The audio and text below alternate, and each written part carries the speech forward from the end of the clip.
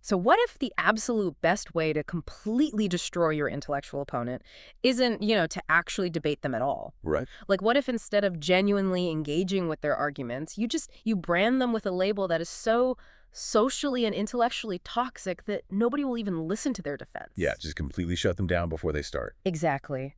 So today, we are taking you on a deep dive into what is basically a 1,000-year-old survival guide to cancel culture. It really is, yeah. We're stepping into this historical landscape where theological warfare wasn't just fought with, like, swords on a battlefield. It was fought with carefully weaponized vocabulary. And it's a really profound strategy, right? I mean, it's one that is deeply embedded in human psychology. Oh, absolutely. Because when a devastating label is applied to you by an ideological opponent, it's rarely actually designed to accurately describe what you believe. Right. It's a caricature. Exactly. Its primary function is to exile you.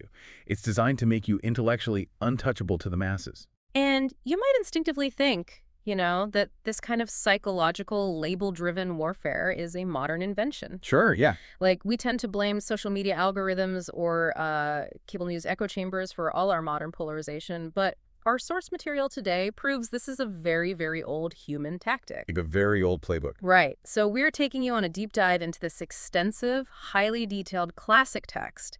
And it basically outlines the beliefs, the defenses, and I guess you'd call them survival methodologies of a group historically referred to as al-Sunnah al-Jama'ah. Often just referred to as the Salaf. Right, the Salaf. And our specific mission today is to really unpack the intense ideological battles they fought, roughly between the 8th and 11th centuries. Yeah. We're going to examine the specific slurs they were called, the psychological warfare waged against their minds, and, honestly, the incredibly strict boundaries they built to protect their faith. But before we really begin unpacking this material, it is absolutely vital to lay down some strict ground rules for our journey today. Yes, very important. Because the text we are diving into is a highly partisan theological treatise. I mean, it is passionately arguing for one specific theological viewpoint, and it heavily, heavily criticizes opposing groups. Right. It pulls no punches. None at all. So our goal today is absolutely not to declare who is historically right or who is wrong in these really complex debates. Right. We are not taking any political or religious sides here. Exactly. We are here strictly as your guides to dissect the fascinating arguments, the historical context, and the intellectual defenses exactly as the original author lays them out. Yeah, we're looking at the architecture of these arguments. We're not, endorsing the building itself. It's a perfect way to put it. Okay, let's unpack this.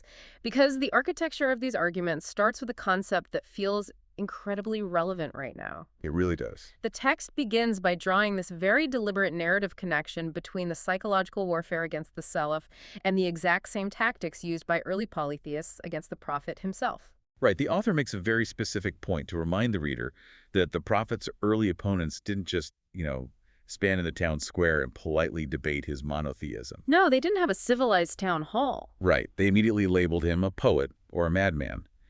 And the text makes this really compelling point about the utility of those specific words. Because you call someone a madman to deter followers before they can even process the actual message, right? Exactly. It's the ultimate preemptive strike.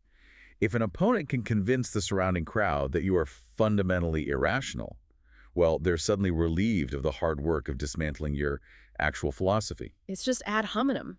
Completely. And the text argues that the opponents of the Salaf used this exact same playbook centuries later. The author frames the psychology of this name-calling by introducing a concept we might describe today as, like, defensive pride. Okay, tell me about that. There is this poetic quote referenced early in the text that perfectly captures this defiant posture. He goes, and if my fault comes to you from a deficient person, it is a testimony to me that I am perfect. Oh, wow. That is such a bold statement for a theological text. It's incredibly confident. I mean, it's essentially looking the attacker in the eye and saying, like, the fact that you specifically are the one insulting me actually proves that my methodology is sound. Yes. The text is actually outlining a very early understanding of the psychological concept of projection. Oh, interesting.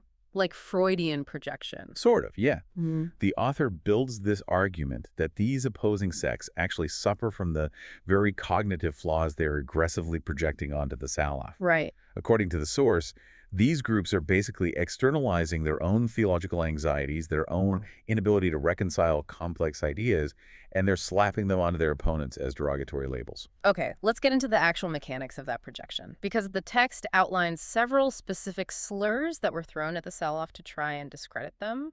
It lists quite a few. Yeah, and I want to start with two labels that are heavily focused on the nature of God. There's mushabiha, which translates roughly to anthropomorphists, Right. and mujassima, which translates to corporealists.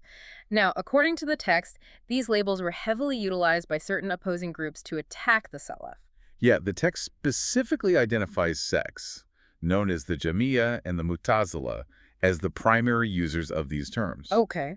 And to understand why, you really have to understand who they were.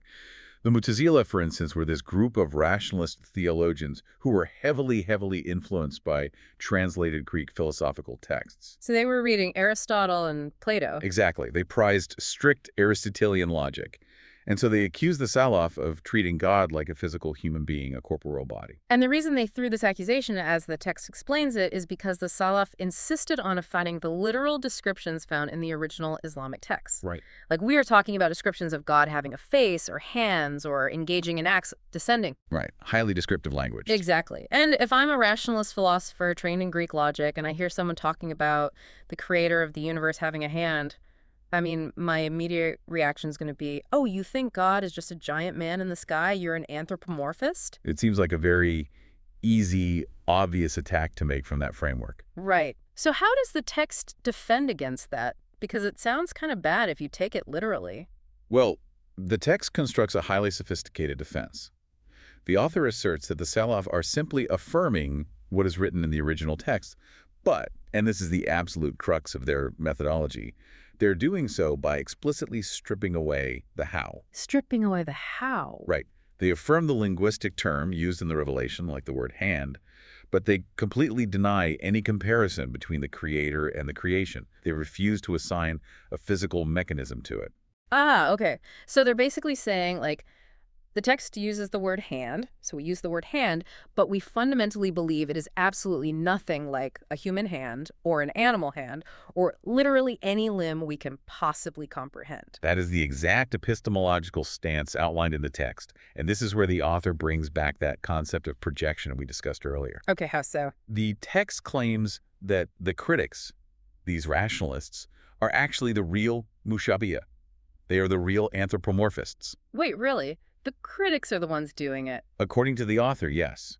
The argument is that when those critics read the word hand in the divine text, their own brains were so deeply trapped in human, material concepts that they literally could not read the word without automatically imagining a physical human body part. Oh, I see. They panicked at their own internal imagery.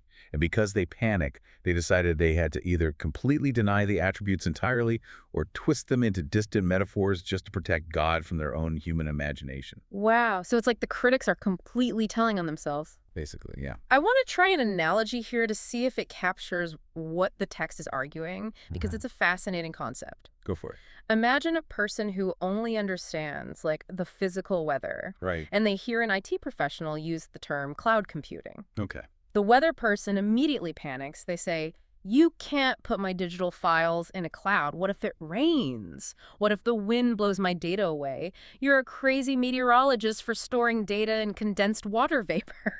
That's hilarious. Right. Meanwhile, the IT professional's just standing there saying, no, just accept the term cloud. We use the word, but it absolutely doesn't work like the weather. Stop forcing your limited physical understanding onto this entirely different invisible architecture. That analogy actually perfectly captures the epistemological divide the text is highlighting. Oh, good. Yeah, the IT professional, in your scenario, represents the Salaf's methodology perfectly. Affirm the term, because it's the term provided by the source, but do not ask how it works, and absolutely do not compare it to the physical world you know. And the weather guy is the rationalist. Exactly. The panicked person represents the opponent, who is so bound by their physical reality that they project their own limitations onto a concept that entirely transcends it. Right, right. The text basically argues that by trying so hard to perfectly logically explain God using human philosophy, the rationalist sects ended up effectively deleting God's self-described attributes. Their human logic simply couldn't handle the paradox of a trait without a known physical mechanism. So the weaponization of the label mushabiha wasn't just like basic name-calling. It was a fundamental battle over the limits of human imagination and whether we're allowed to accept things we can't map out on a chalkboard. Exactly. But the ideological warfare wasn't just about the nature of God, right? It was also about the nature of humanity. Yes. Let's look at another label the text brings up, nusaniya, which translates to the deficient ones.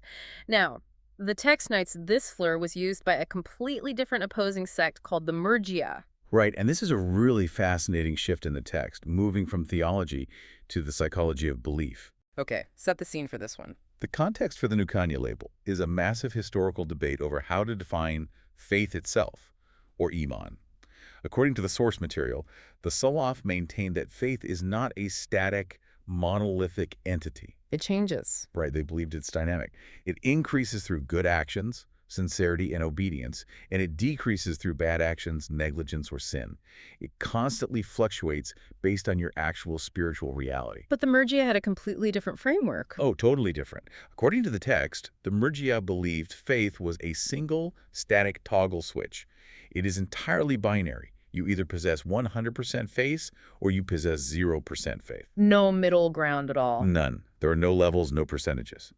And because the Salaf openly admitted that a person's faith could decrease, the Murji'ah labeled them deficient. Ah, hence the label. Yes. They essentially said, well, if you admit your faith can go down, your belief system is flawed and weak, you are the deficient ones. I see. So how does the text defend against that? Because nobody wants to be called deficient. The author mounts a defense here that is really deeply rooted in universal human psychology.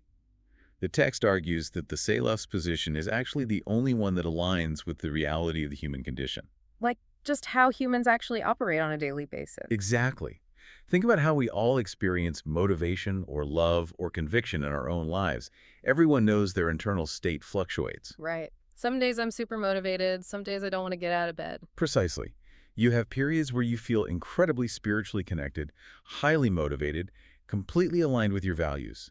And then you inevitably have periods where you feel distant, unmotivated, and prone to mistakes. Yeah, that's just being human. Right.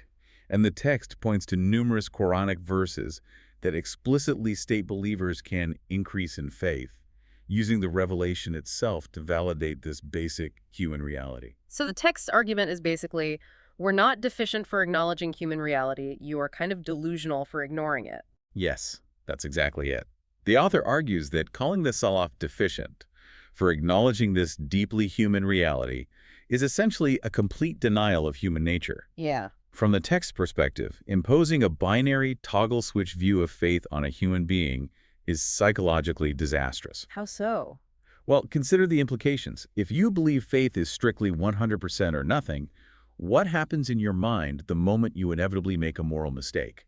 I imagine it creates an incredibly brittle psychology. Like you mess up once and the whole house of cards collapses. Exactly.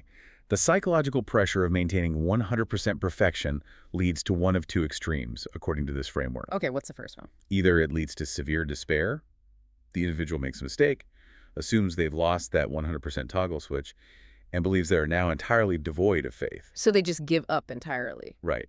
Or, conversely, it leads to a strange kind of moral complacency. Like they don't care anymore. More like a person might think, well, my faith is a locked, unchangeable 100% because I hold the correct belief in my mind, so my daily actions, good or bad, don't actually impact my baseline standing. Oh, wow. So you could act terribly but still think you're perfect because you flipped the switch. Yes. The text argues the Salaf's fluctuating model, what we might visualize as a dimmer switch rather than a toggle switch, is both textually accurate and psychologically protective. A dimmer switch. I like that. It allows for human error without destroying the foundational baseline of belief. The dimmer switch versus the toggle switch. It makes total sense why a rigid ideologue would attack the dimmer switch, right? Because it feels less absolute, less clean. It's messy. Yeah, human life is messy. But forcing people to live on a toggle switch is basically setting them up for a massive psychological crash. Unquestionably. Now, this focus on the internal state of the believer brings us to another label that, at least at first glance, sounds completely counterintuitive for a deeply religious group to be called. Right. The shukak. Yeah, the text mentions the label shukak, which translates to the doubters. And the origin of this specific label is one of the most fascinating linguistic and historical quirks unpacked in the source material. I agree. This part was super interesting. It originates from a common practice among the Salaf. When they were asked directly, like, "Are you a believer?" Their standard practice was to respond by saying, "I am a believer, inshallah." Which translates to if God wills or God willing. Exactly. Now, to a modern ear, appending inshallah to a sentence just sounds like standard, everyday religious phrasing. Like, people use it constantly today regarding future events. Right.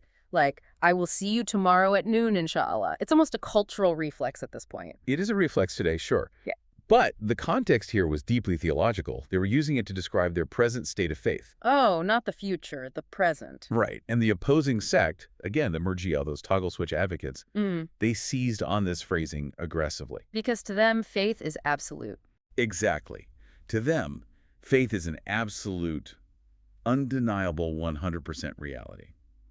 So to hear a respected scholar of the Salaf say, "I am a believer if God wills," well, it sounded to them like a shocking confession of uncertainty. I can see how they'd spin it that way. Their argument was basically, how can you append "if God wills" to something that is supposedly a firm current reality in your own heart? You must be doubting your own faith. And therefore, they weaponized the label Shukak the Doubters. I mean, I can kind of see how that looks like a vulnerability from the outside. If someone asks me if I'm a podcaster and I say, I'm a podcaster, God willing, it sounds like I don't actually know if my microphone is plugged in, you know? Right. It sounds hesitant. So how does the text defend the practice of saying, if God wills, about your own current internal state? Because they obviously didn't think they were doubters. They definitely didn't. The text constructs a defense that brilliantly separates the concept of religious doubt from the concept of profound religious humility. Okay, unpack that difference for me. The author explains that when the Salaf appended inshallah to their declaration of faith, it had absolutely nothing to do with doubting the objective truth of the religion or doubting the existence of God. It wasn't about the universe, it was about them. Exactly. It was entirely a statement about their own human inadequacy. In the methodology of the Salaf, faith isn't just a mental acknowledgement. It encompasses your outward actions, your internal sincerity, and your absolute spiritual purity. It's the whole package. Right. So the text poses this rhetorical question. Does any human being actually know for an absolute, undeniable fact that their faith is perfectly complete? Nobody could know that. Right. Does anyone know for certain that their internal state is currently, in this very moment, accepted by the divine without any hidden hypocrisy or hidden flaws? I see. So the statement isn't, I doubt the truth of the universe. It's, I doubt my own perfection within that universe. That is precisely it. Because you cannot know the ultimate unseen reality of your own soul's standing, you defer to the ultimate judge. That makes a lot of sense. The text frames this not as doubt, but as the ultimate expression of epistemological humility. You are actively refusing to arrogantly declare yourself pure and perfect. Wow. And then the author does this great rhetorical move where he turns the accusation completely around. As always. Naturally. The text implies that the opponents, the ones who confidently and aggressively declare their own faith to be an unshakable 100%, are actually the ones guilty of massive arrogance and self-delusion. Right, because how could you possibly know you're at 100%? Exactly. The psychological distinction the text makes here is crucial. Religious doubt eats away at your foundational belief, but religious humility, as practiced by the Salaf, actually solidifies your reliance on something greater than your own ego. So if someone calls me an uneducated doubter, they are really just exposing their own profound arrogance. According to this text, yeah. So the ideological warfare doesn't stop at just theology, does it? I mean, the labels begin to shift from theological critiques into straight-up brutal class warfare. Oh, it gets very elitist. Very. The text lists a barrage of incredibly condescending terms used primarily by the rationalist philosophers, the Mu'tazila, and certain esoteric sects. Prepare yourself for these, because they are rough. Let's hear them. They called the Sala Hashwiya, which roughly translates to the riffraff or the stuffers who just mindlessly stuff their heads with useless information. Right. They called them Nawabit, which literally means weeds. They use the term amma, meaning the ignorant, unwashed masses, and perhaps the most insulting, gutha, which translates to sea foam, or like the useless scum that floats on top of a floodwater. Yeah, that one is particularly harsh. I mean, this is not subtle. This is intellectual elitism at its absolute peak. The elitism is absolutely palpable in these labels. And to understand why the rationalists chose these specific, highly derogatory slurs, we really have to look at the massive epistemological clash happening in that specific era. Set the stage for us. What was going on? The text explains that sects like the Mu'tazila were operating in an era of massive translation. Translation of what? Greek philosophy, primarily. Aristotelian logic, complex metaphysical frameworks, all of this was flooding into the intellectual centers of the Islamic world at the time. Oh, okay, so it was like a philosophical renaissance. Exactly.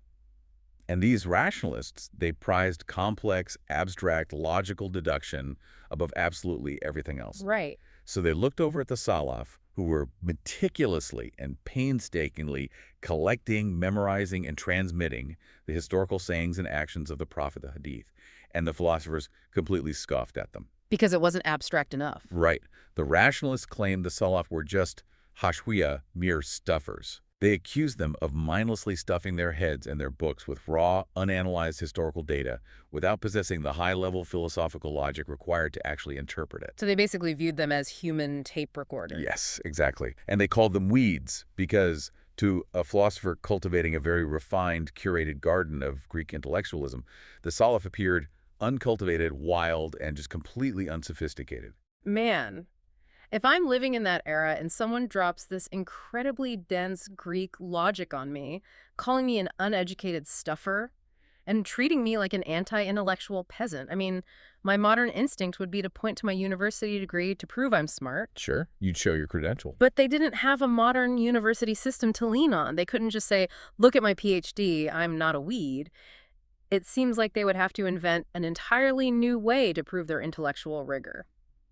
So how does the text defend the Salaf against the charge of being anti-intellectual sea foam? The counter-argument detailed in the text is incredibly robust, and it involves completely redefining what actually constitutes true intellectualism. Okay, how so? Well, the philosophers claimed the Salaf lacked rigor because they didn't use Greek syllogisms. But the Salaf's defense, according to the source, is that they were actually engaged in creating the most rigorous, scientifically precise method of verifying historical data in human history. Oh, you're talking about the science of hadith. Yes, the science of hadith transmission.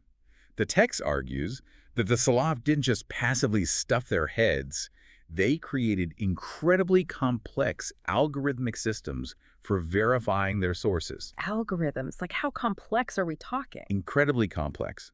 Long before modern historical methods existed, they were evaluating the moral character, the cognitive memory strength, the geographical location, and the precise historical timeline of every single person in a chain of transmission. Wow. They cross-referenced everything. If someone in the chain was known to have a bad memory in their old age, any transmission from that specific period of their life was flagged or rejected. So they were basically doing forensic data analysis while the philosophers were like sitting around debating abstract concepts of nothingness. Precisely. The text's implication is really profound here. It's essentially saying, you philosophers sit in your salons debating the theoretical limits of logic, while we have built an empirical, peer-reviewed science of historical verification to protect the actual literal words of the prophet from being corrupted. That is a massive flex. It is. The author completely rejects the premise that empirical historical preservation is somehow inferior to abstract philosophical speculation. I totally get the defense of their historical rigor, but I want to push back a little here, maybe playing devil's advocate on behalf of the rationalists for a second. Sure. Isn't there an inherent danger in completely ignoring human reason? Like, if your entire methodology is just sticking strictly to old texts and verifying historical chains, don't you lose the ability to adapt? Don't you lose the ability to think critically about totally new problems? That's a very common critique. What is the text's actual precise stance on the role of the human brain and human reason? Do they just hate logic? No, absolutely not. And that is the essential question of this entire ideological conflict, which the text addresses head-on. Okay. The source material absolutely does not say that human reason is bad or evil. Yeah. The text's exact stance is that human reason, the intellect, is a massive, beautiful, and completely necessary gift from God. Okay, so they aren't anti-intellectual. No. However, and this is the foundational divergence from the philosophers, the text insists that reason has a strict built-in limit. A limit? Yes, the author uses analogies to explain this cognitive boundary, and the best way to understand their view is to think about the human eye. Oh, okay, the eye. The eye is a brilliant, intricately designed instrument for seeing. It's amazing, but it has an absolute limit. It cannot see in absolute darkness. Right. And it cannot see infinitely across the cosmos. It requires an external source of light to function at all, and it is permanently bound by distance. So it's a great tool, but it's not magic. Exactly. The text argues that human reason operates exactly the same way. It is a powerful, necessary tool for navigating the physical world, managing human affairs, understanding basic logic, all of that. Okay. But it cannot grasp the unseen. It cannot independently deduce the specific nature of God, the realities of the afterlife, or the nuances of divine will without the external light of textual revelation. Oh, I really like that analogy. It's very effective. Reason is the biological eye, but revelation is the external light. So if you try to use your reason in the dark meaning, if you try to figure out the exact nature of God purely from scratch, without the text, you aren't being an intellectual pioneer. You are basically just going to stumble around in the dark and hurt yourself. That is the exact epistemology the text is arguing for. Mm-hmm. And this specific dynamic is why the text takes that weeds label nawabit and aggressively flips it back onto the philosophers. Oh, they hit them back with the weed insult? They absolutely do. The Salaf argue that the philosophers are the actual weeds. Think about what a weed is biologically. It's an invasive plant. Right. It is an invasive plant species that sprouts up where it does not belong, and it often chokes out the native flora. Okay, I see where this is going. The text argues that the complex, convoluted rationalist ideas of the Mu'tazila literally sprouted from foreign Greek philosophy. They took root in Islamic intellectual soil where they fundamentally did not belong, and they threatened to choke out the original pure native plants of the revelation.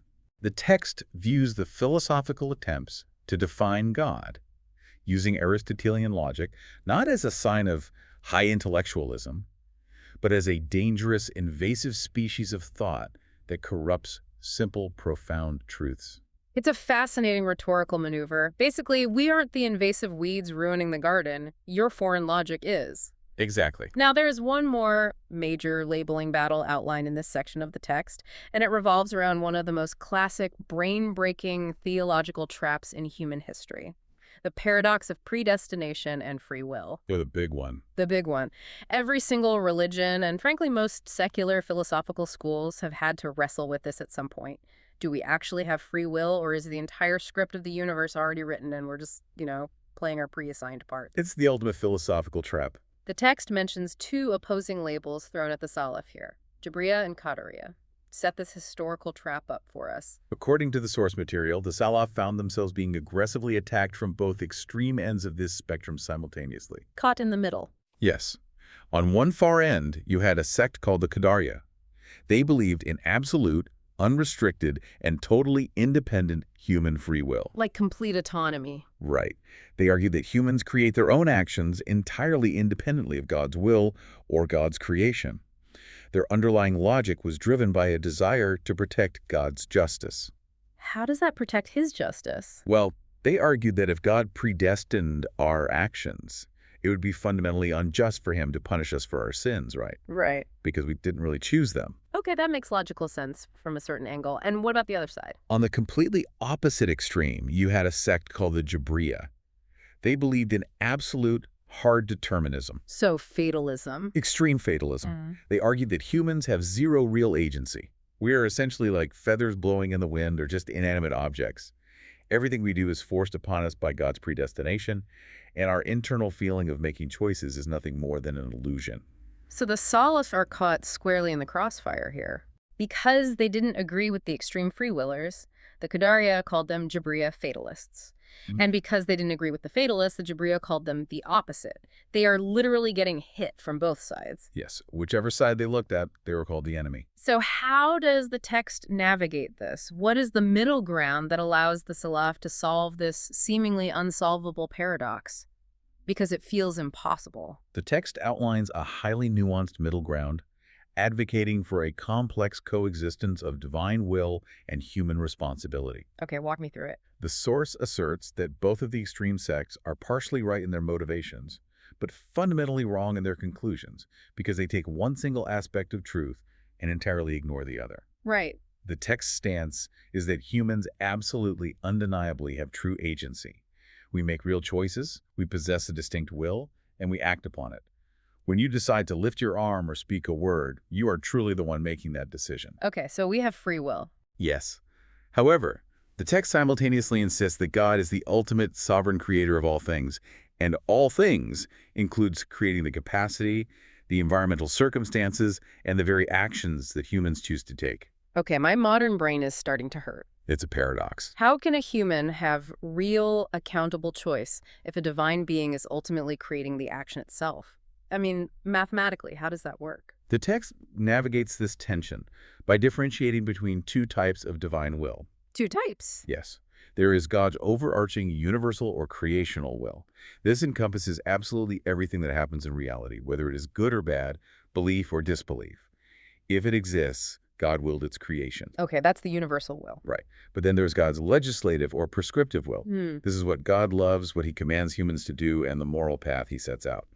Okay, I'm following. The text argues that God grants humans the power to choose their path, but that human choice operates entirely within the overarching framework of God's ultimate creation.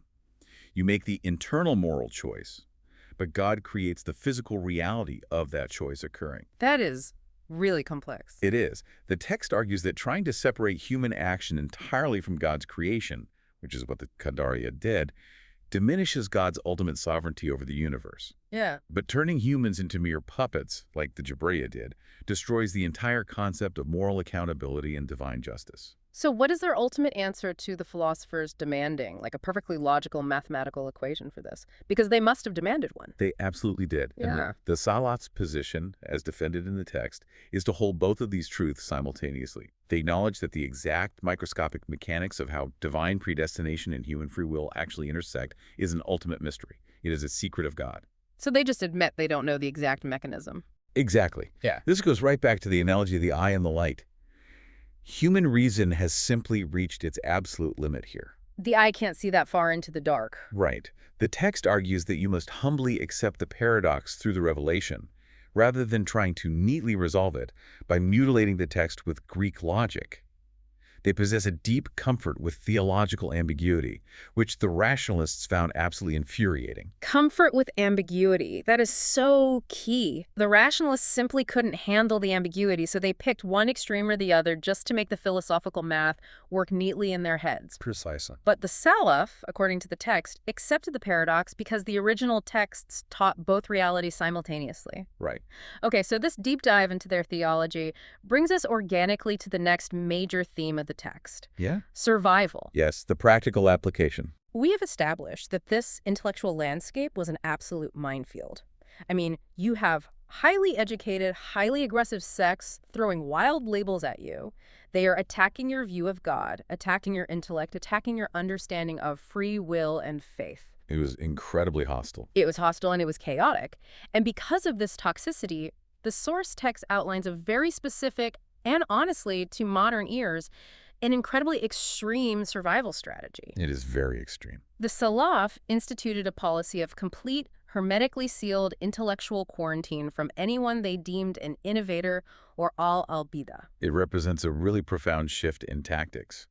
We are no longer just talking about how to construct a better syllogism to win a public debate. No. We are talking about whether you should even allow yourself to be in the room where the debate is happening. Yeah. The text explicitly outlines a strategy of strict, uncompromising boycott. I want to read a specific directive quoted in the text from early figures because it really highlights how absolute this quarantine was. Go ahead. The directive states, do not sit with the people of desires, do not argue with them, do not listen to them. Do not even listen to them. Let that really sink in for a moment. Do not even listen to them. In our current modern culture where the highest intellectual virtue is supposedly hearing both sides, steel manning your opponent and engaging constantly in the marketplace of ideas, this sounds incredibly closed-minded. Oh, totally. Honestly, it sounds like the literal definition of building a deliberate echo chamber. It absolutely jars a modern, liberal, democratic sensibility that prizes open discourse above almost all else. But the text doesn't present this as anti-intellectualism or cowardice. How do they present it? The author unpacks a profound psychological theory behind this strategy. The text frames this strict boycott as an acute, highly realistic understanding of human cognitive vulnerability. Cognitive vulnerability. Yes, there is a specific historical story recorded in the text that perfectly illustrates this mindset. It involves a prominent early scholar named Ibn Taus. Okay, tell the story. He is sitting quietly with his son. A man approaches them, and this man is known in the community to belong to the Mu'tazila sect, the rationalist philosophers we discussed earlier. So an opponent. Right. The man starts to speak, attempting to initiate a theological discussion. Ibn Taus does not engage him in debate. He doesn't even politely decline the conversation. What does he do? He literally, physically puts his fingers into his own ears, and he orders his son to do the exact same thing. And he commands his son not to listen to a single syllable, the man says. He literally plugs his ears. That is such a vivid, almost comical image. It really is. It's like a child saying, "La la, I can't hear you." But obviously, a highly respected scholar isn't doing this just to be childish. What is the psychological justification the text gives for such an extreme physical reaction? When asked later why he reacted so extremely, the reasoning provided in the text is incredibly telling. He says, because the heart is weak. The heart is weak. Yes. What is fascinating here is the text's deep acknowledgement of human psychological frailty. The Salaf did not believe the human mind is an impenetrable fortress of pure logic. If I can try an analogy here, because, blocking trolls on social media feels a little too trivial for what they're talking about. That's not too trivial. The way the text describes this, it sounds less like blocking an annoying person and more like putting on a full hazmat suit when entering a radiation zone. Ooh, a hazmat suit. I like that. Because today we know that if you are exposed to radiation, you might not feel it immediately. You don't necessarily fall over dead right away, but it fundamentally alters your cellular structure over time. Right, it's invisible damage. Exactly. Yeah. And the Salaf, according to this text, viewed these highly sophisticated philosophical arguments not just as bad takes, but as intellectual radiation. They realized that exposure to bad faith arguments or arguments built on fundamentally flawed but incredibly persuasive logic can leave a permanent residue of doubt in your mind. They understood that you cannot always simply logic your way out of a psychological infection once the seed is planted. The hazmat suit analogy captures the severity of the text's warning perfectly. The source material is deeply, existentially concerned with ideological contamination. Contamination. Right. The author quotes a stark warning. Religion fades sunnah by sunnah, just as a rope unravels strand by strand. Oh. There's a deep structural fear of what we might call the slow fade. The Salaf didn't believe that a dedicated believer would wake up one morning, listen to a single philosophical debate, and entirely abandon their faith on the spot. It's not an overnight thing. No. They believe that by continuously sitting with innovators, by constantly indulging in endless hair-splitting philosophical debates, a person would make a tiny psychological compromise here, accept a slightly flawed premise there, and slowly, imperceptibly, the structural integrity of their entire belief system would unravel. It's the classic boiling frog metaphor. You don't jump into boiling water. You sit in tepid water while the heat is slowly turned up through endless, highly sophisticated debates. Exactly. The text also cites a profound warning from a prominent companion of the Prophet named Ibn Mas'ud. He cautioned that leaving just a finger width of the original path eventually leads to major disaster down the line. Just a finger width. Right. It's basic geometry.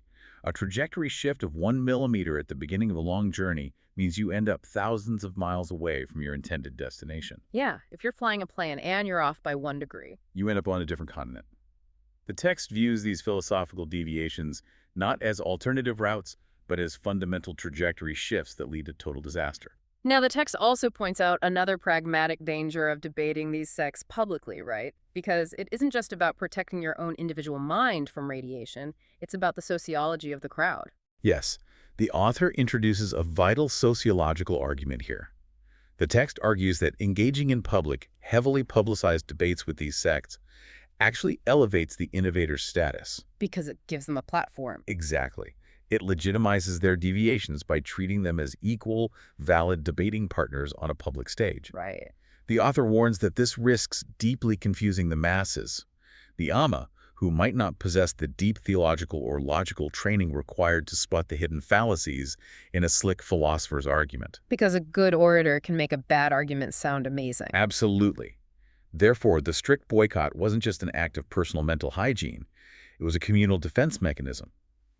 It was designed to actively starve the innovators of the vital oxygen of public attention and thereby protect the pure, text-based methodology of the general public. So if you are bombarded by sophisticated philosophers treating you like a peasant, how do you protect your peace and your community? Yeah. You don't argue back, you build a wall. You build a very tall wall. But this survival strategy immediately introduces a massive, glaring contradiction, which the text itself actually has to navigate. Right, the unity problem. Yes. If the Salaf were literally putting their fingers in their ears, aggressively boycotting everyone who disagreed with them, and refusing to even sit in the same room as other intellectual groups, didn't that exact behavior just create massive sectarianism? It certainly looks like it from the outside. Like, how can you possibly claim to be the unifying force of our religion while actively and aggressively quarantining yourself from half of the people practicing it? It's a very fair question. The text addresses this tension explicitly by leaning heavily into the concept of the Jama'ah, meaning the unified body or the main community. It is the central paradox of their methodology, and the text confronts it directly.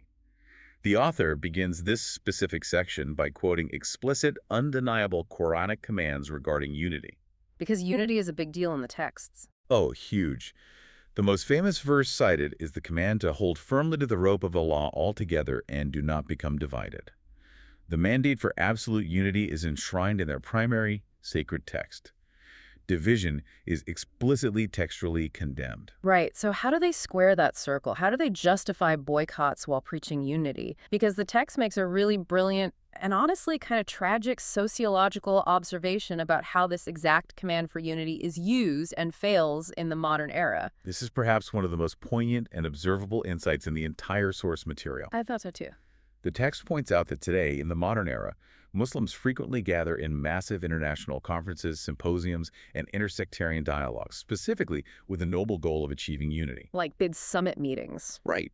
And invariably, the keynote speakers will stand at the podium and quote that exact verse. Hold firmly to the rope of Allah altogether and do not become divided. Sounds great. But what is the actual result?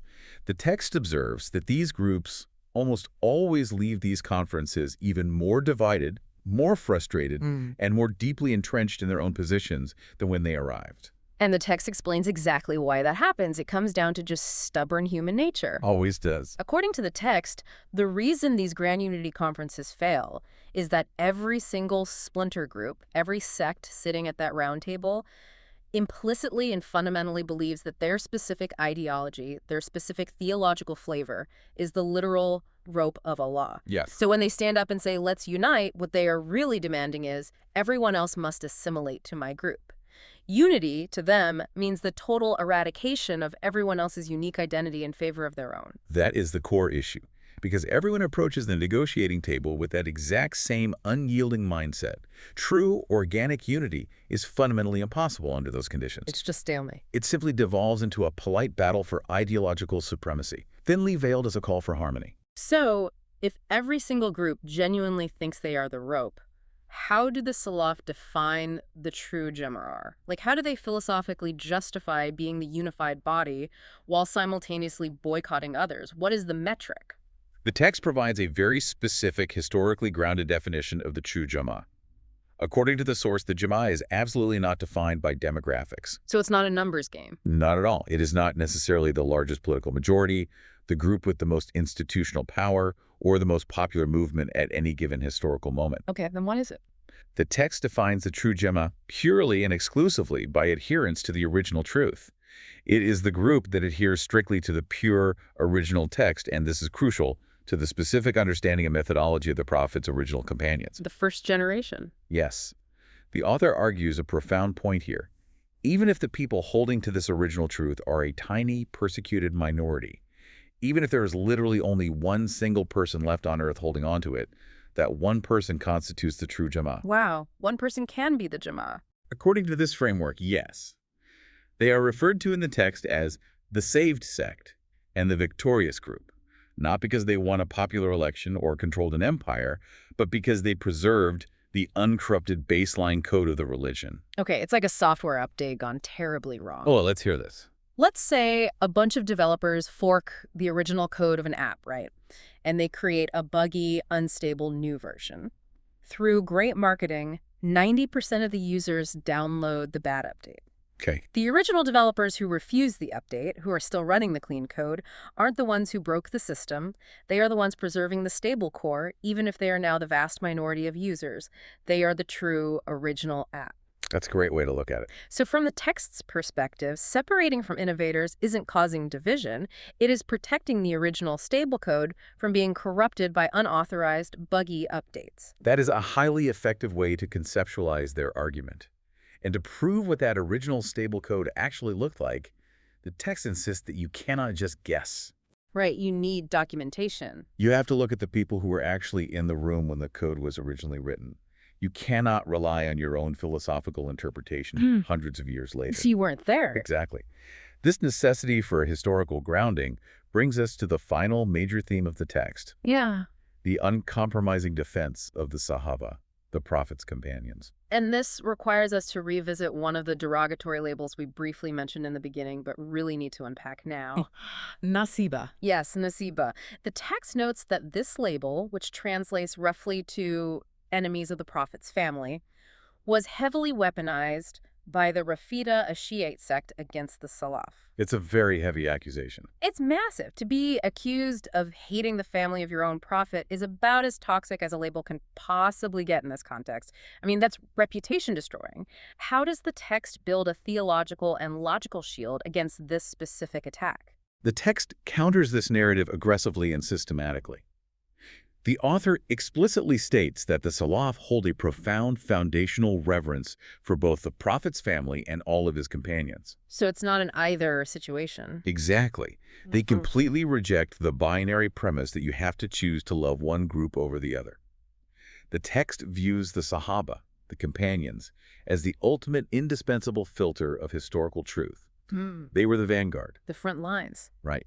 And to build this shield, the text points to numerous instances in the Quran where this specific first generation, specifically the Muhajirun, who endured severe persecution and migrated from Mecca, and the Ansar, who provided them refuge in Medina, are repeatedly and explicitly praised by God. Right, and the text builds a very strict, almost mathematical logical argument here based on those verses. How so? Well, it points out that the Quran explicitly states that God is pleased with these specific companions. So the text argues, it makes absolutely zero theological or logical sense for an all-knowing God to eternally praise a group of people in his holy book, knowing full well that this entire group would universally turn around, abandon the faith, and become corrupt traitors immediately after the prophet died. Right, which is essentially what some opposing sects claim happened. Yeah.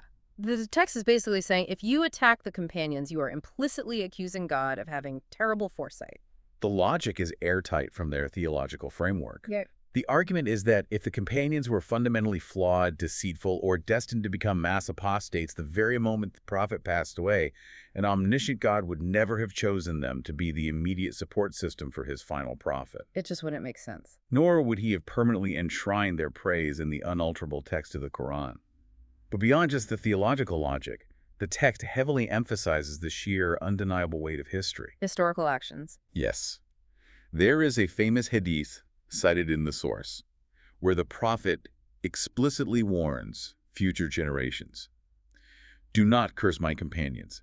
If one of you spent gold equal to Mount Uhud, it would not equal a handful of charity from one of them. Okay, for context, Mount Uhud is a massive mountain located in Medina. It's huge. Very huge. So the prophet is literally saying you could give an entire mountain of solid gold today and it wouldn't equal the spiritual value of a single handful of grain given by one of my companions back in the early days. That's the exact quote. Why? Is it purely about the timing of the action, like getting in on the ground floor? Yes, it is fundamentally about priority, vulnerability, and sacrifice. It was about who was there when the stakes were highest and the odds were lowest. And it was dangerous. Exactly. The companions sacrificed their wealth, their familial ties, their social status, and their actual lives, when the religion consisted of just a handful of severely persecuted people in Mecca. They had everything to lose. Everything.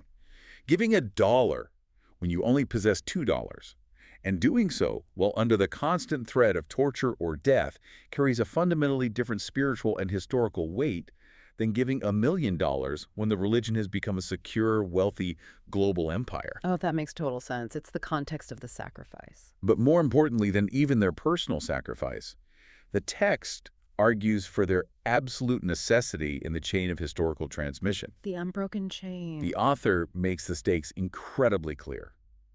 Without the companions, there is no religion. Period. Because they're the ones who wrote it down. They are the individuals who memorized the Quran verse by verse. They're the ones who recorded the Sunnah, the actions of the Prophet. They're the ones who passed down the history. They're the bridge. Yes. If you attack the integrity of the companions, if you label them as liars, usurpers, or traitors, you are systematically dismantling the very foundations of the religion itself. If the first link in the historical chain is broken, everything that follows just plummets to the ground. So the text's stance is one of profound structural respect. Their integrity is literally the load-bearing wall of the whole religion. Without them, the house falls. But, I mean, we know from history that the companions were human beings. Very much human. We know they had massive, bloody political disputes after the Prophet died. They even fought full-scale civil wars against each other over leadership and political direction. Yes, the historical record is clear on that. Does the text just pretend that history didn't happen? Do they claim the companions were perfect, infallible angels, totally immune to politics? Because if I'm an opposing sect, the early civil wars are exactly what I'd point to if I wanted to undermine their credibility. That is exactly why opposing sects targeted them, and the text's nuance here is absolutely crucial for its defense. Okay, what's the nuance? The text does not pretend the civil wars didn't happen. It explicitly acknowledges that the companions were human. They're absolutely not considered infallible or sinless like prophets. So they admit they made mistakes. Yes.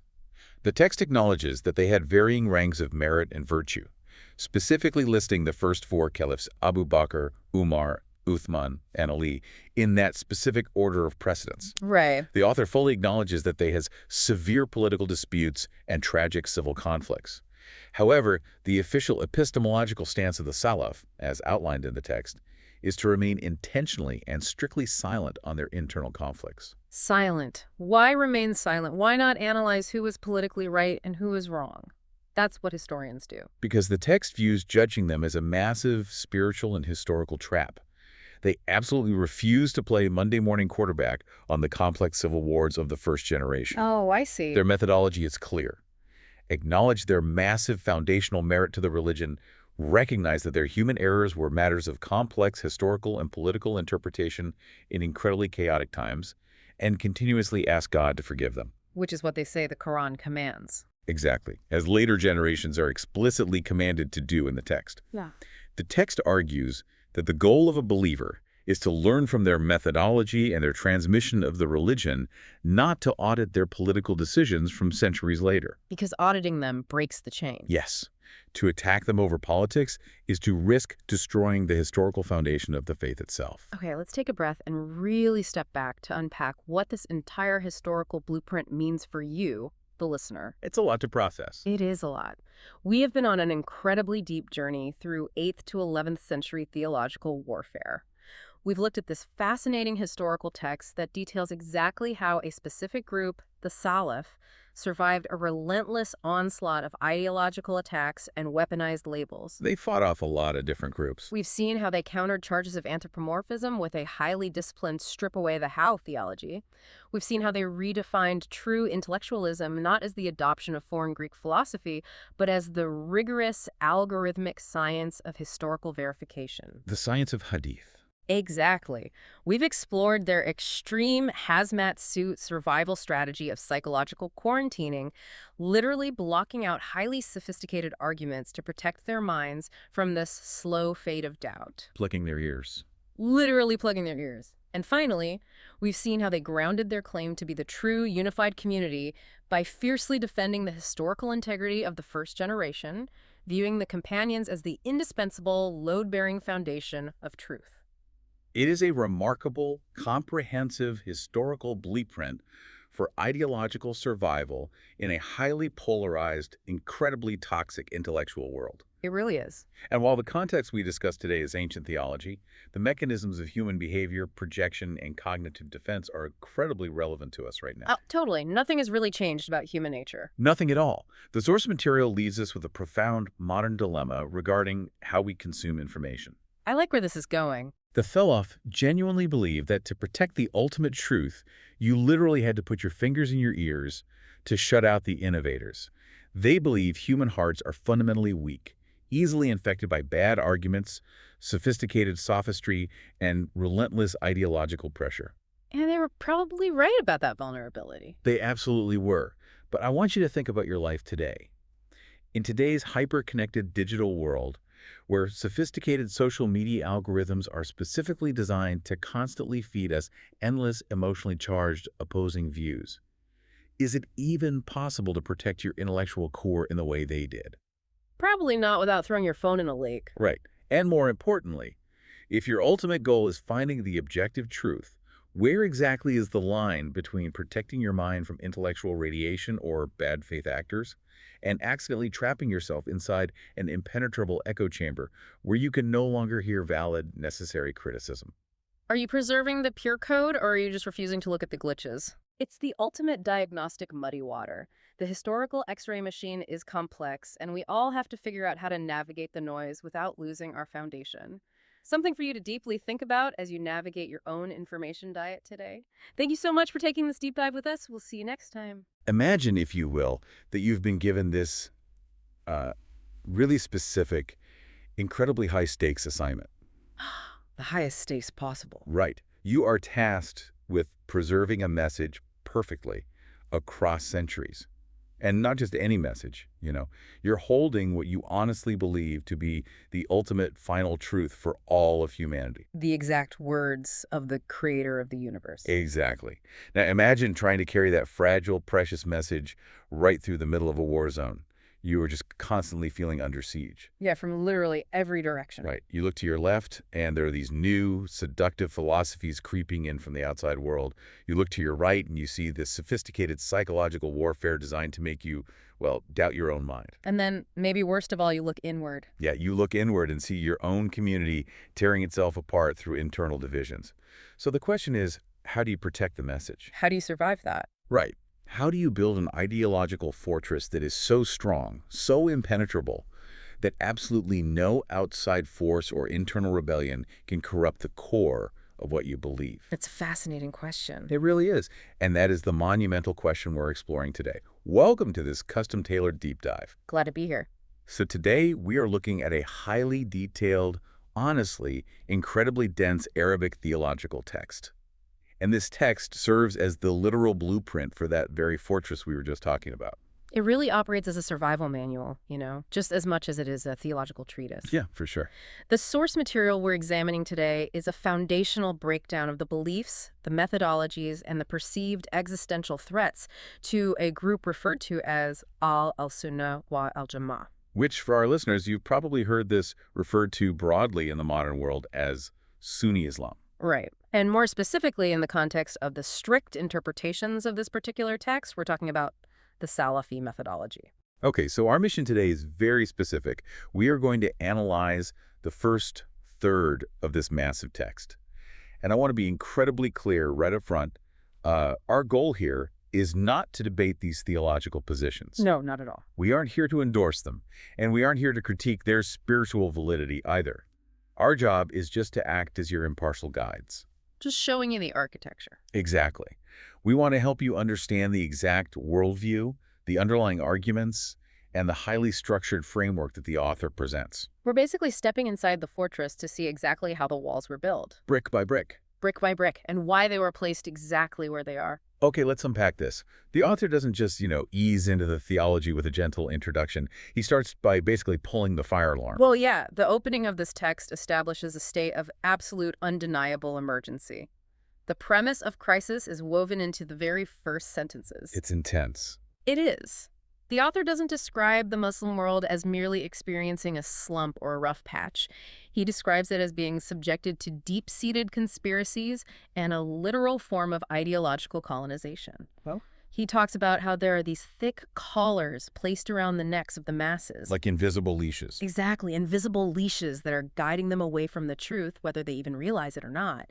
The tone is stark, it's urgent, and it's just heavy with this sense of historical burden. And to really drive that feeling home, the author actually quotes a famous line of Arabic poetry right near the beginning. That quote is so striking. It really is. It translates roughly to, "I would be heard if I called to the living, but there is no life in who you call." I know, right? That is such a heavy, frustrated sentiment. It paints this incredibly vivid picture of someone screaming a warning into a crowded room, but everyone is asleep. Or worse, they're essentially the Walking Dead. Yeah, completely numb to the danger that is right on top of them. And, the strategic function of that poetic framing is brilliant. How so? Well, by using that specific imagery, the author is carving out a very sharp dichotomy for the reader. Us versus them. Exactly. On one side, you have the general masses. And in the author's view, these people are distracted, defeated, or culturally colonized by outside ideas. They're the ones with the collars on their necks. Right. And on the other side, you have what the text envisions as a chosen elite, like a small, pure remnant who hold firmly to the original texts despite the overwhelming pressure to conform. So it's setting up the stakes. It is. By establishing this massive crisis, the author justifies the absolute necessity for a strict, unyielding methodology. I mean, if you believe the house is on fire and the smart is already filling the lungs of everyone inside, you don't suggest a casual redesign of the living room furniture. Right. You don't form a committee to discuss the drapes. Exactly. You demand rigid, immediate, unquestioning adherence to the escape plan. Okay. And to map out that fire, the text actually lists 14 specific dangers surrounding the faith. 14 direct threats pounding on the gates of this ideological fortress. It's quite a comprehensive list. It is. And I want to walk through some of the core ones because they reveal so much about what this community is actually afraid of. It's like a window into their anxieties. Definitely. First, the text points to efforts to separate the Quran from the Sunnah. And just for context, the Sunnah being the prophetic tradition, right? The actions, silent approvals, and sayings of the Prophet Muhammad. Right, exactly. Then there are claims that Islamic teachings are simply outdated for the modern era, like that they need a software update. Which is a huge point of contention. Huge. Third, and I really want us to bookmark this one, is the threat of glorifying human reason and making it the ultimate source of law. We definitely need to come back to that one. We will. They also list psychological warfare meant to instill despair, and efforts to restrict Islam merely to rituals in the mosque, completely disconnecting it from daily, practical, political, and economic life. Yeah, essentially pushing it out of the public square entirely. We also really need to look closely at the threat regarding the concept of the seal of the prophets. Oh yeah, that part is fascinating. The author warns against concerted efforts to empty that specific concept of its true meaning, specifically to allow for false prophets to emerge. Let's dig into the mechanics of that, because the text goes into some really cool detail on how this attack actually works. It's not a frontal assault, it's semantic warfare. Right, they're changing the definitions of words. Exactly. The author complains that opponents are using word games to hollow out the religion from the inside. They argue that words like katam, which the text insists, means the absolute final, the last in a chronological sequence, full stop, are being twisted by opponents. Twisted how? Well, these opponents try to say katam just means the best of the prophets, or the seal of legislation, or even just a decoration, like a beautiful seal on a ring. Oh, I see. Yeah, so by changing the definition of one single word, the author argues, the enemies of this theology open the back door to entirely new religious movements, claiming divine inspiration. It demonstrates a highly acute awareness of linguistic drift, and really how it can be weaponized. It's very sophisticated. It is. The text recognizes that altering the definition of foundational vocabulary is step one in dismantling an entire belief system. Right. If last no longer means last, then the boundaries of the faith disappear entirely. I mean, you can't defend a fortress if you let the enemy redefine what a wall is. I love that framing. You really can't. But I want to circle back to the third thread I mentioned earlier, because here's where the text challenges our modern assumptions in a major, major way. The human reason aspect. Yes. The author explicitly lists glorifying human reason and sanctifying it as a direct existential threat to the religion. Which is jarring for a lot of people to hear. It really is. Now, to a modern listener living in a post-Enlightenment world, championing reason usually sounds like a universally positive thing. It's the foundation of modern society. Right. It's how we cure diseases, it's how we build bridges, it's how we structure our justice systems. So why on earth does this text view human reason as an attack? So to understand that, we really have to look at the underlying epistemology of the text. Epistemology being... Its fundamental theory of how we know what is true. Got it. In the framework presented by this author, divine revelation is, by definition, flawless. It is perfect, complete, and omniscient because it comes from a creator who is outside of time and space. Okay, so the text is pristine. Exactly. Human reason, on the other hand, is inherently flawed. Inherently. Inherently. It is limited by our five senses, it's restricted by our historical era, and it is easily, constantly influenced by our desires, our cultural biases, and our egos. We're messy. We are very messy. Therefore, according to the author's logic, to elevate human reason above the divine text, or even to make it an equal partner in determining truth, is to subject divine perfection to human imperfection. Wow. Okay, so it's essentially a hierarchy of truth. Exactly. If human reason says one thing, say some modern philosophical concept of justice, and the ancient text says another, the flaw must inherently be in the human reasoning, never the text. That is the exact mechanism. To let reason act as the judge over the text is to completely reverse the hierarchy. Flipping the whole system upside down. Right. And the author sees this as the ultimate arrogance. Think about the implications. If human reason is allowed to dictate which parts of the divine text are acceptable and which are outdated, then religion ceases to be a divine command. What does it become then? It just becomes a mirror. It just reflects whatever the current society wants to believe at any given moment in time. Okay, so to put this in a modern political context, for you listening, it's a lot like a strict constitutional system. That's a great analogy. Let's say you have a foundational constitution. If you allow modern interpretation, which is essentially modern human reason, heavily influenced by modern culture, to override the original literal text of that constitution, the original document effectively loses its supreme authority. It's no longer the anchor. Right. The Constitution just becomes whatever the current panel of judges says it is today. The author of this text is essentially arguing for the most strict, unyielding form of theological originalism imaginable. If you let the human mind be the ultimate judge, the fortress crumbles from within. Because the foundational stone, the absolute supremacy of God's word, has been removed. And that constitutional analogy brings us right to the antidote. The cure for the crisis. Exactly. If the problem is that people are using reason, philosophy, and modern interpretations to attack the faith, how does this community defend itself? They need a shield. Right. So in the second chapter, the author transitions to establishing an airtight, non-negotiable definition of exactly where beliefs must come from. This is their epistemological shield. Right, the core rule. Yeah. The text lays out that beliefs must come only from the Quran and the authentic Sunnah. That is it. Period. There is no third option. Yeah. And it spends just as much time defining what is absolutely rejected. The author explicitly rejects any theology based on kalam. Which we should define. Yeah, for the listener, kalam is a term for scholastic theology, or Islamic philosophy. Historically, this meant trying to use Greek philosophical methods, think Aristotle and Plato, and deep rational debate to prove theological points. Right, trying to logic your way to God. Exactly. But the text claims that relying on kalam creates a quote-unquote deformed product. It's a mutation of the truth. We should probably pause here and explain why Greek philosophy was viewed as such a lethal threat to this specific group. Yeah, it seems weird that Aristotle would be the bad guy. Right. It wasn't just that they disliked deep thinking. Greek philosophy, particularly Aristotelian logic, operates on the assumption that the universe runs on strict, logical, rational rules. Cause and effect. Makes sense. Sure, to us.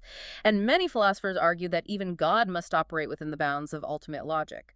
But to the author of our text, this is sheer blasphemy. Why? Because it limits God. Exactly. Saying God is bound by human rules of logic limits God's absolute omnipotence. Kalam tries to fit an infinite God into a finite human logical box. That is why they see it as a deformed product. Oh, that makes total sense. And it doesn't just reject the hyper-rationalist philosophers. It aggressively rejects the other end of the spectrum, too, which is mysticism. Right, they close that door as well. The text strictly forbids deriving belief from people claiming to have direct revelation or divine dreams or what they call knowledge cast into their hearts. Which is a direct shot at certain Sufi practices that emphasize personal mystical experiences of the divine as a source of truth. Let's use an analogy here to make the mechanics of this crystal clear for the listener. Imagine a piece of software, Okay. a very strict, highly secure open source code that runs a critical system. The community managing this code has one absolute unbreakable rule. Only the original developer's patches are accepted. Nobody else can push an update. Nobody.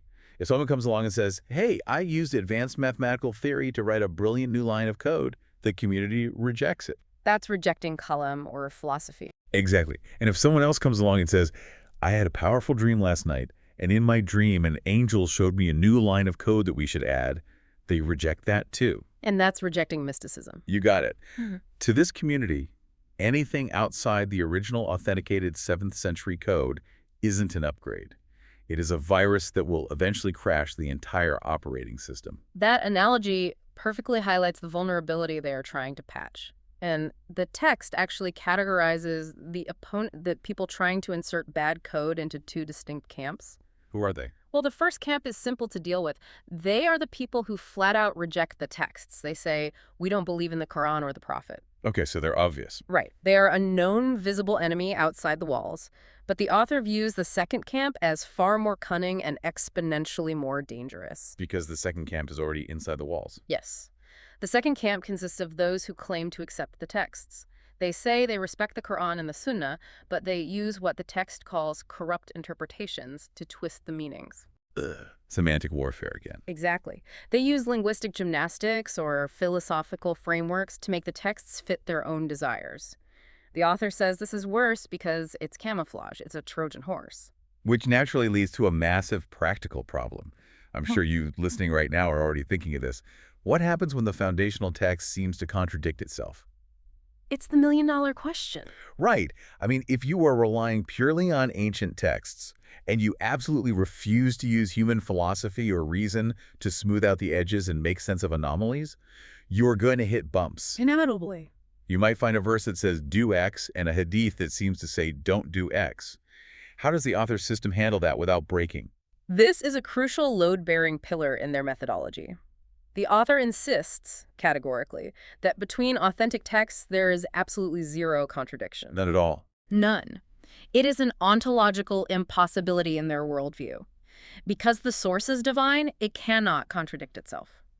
If a human being reads two authentic texts and perceives a contradiction, the text provides only two possible explanations. And I'm guessing neither of them allows for the text being wrong. You would be correct. Okay, so the first explanation is abrogation, right? Yes, abrogation or naskh in Arabic.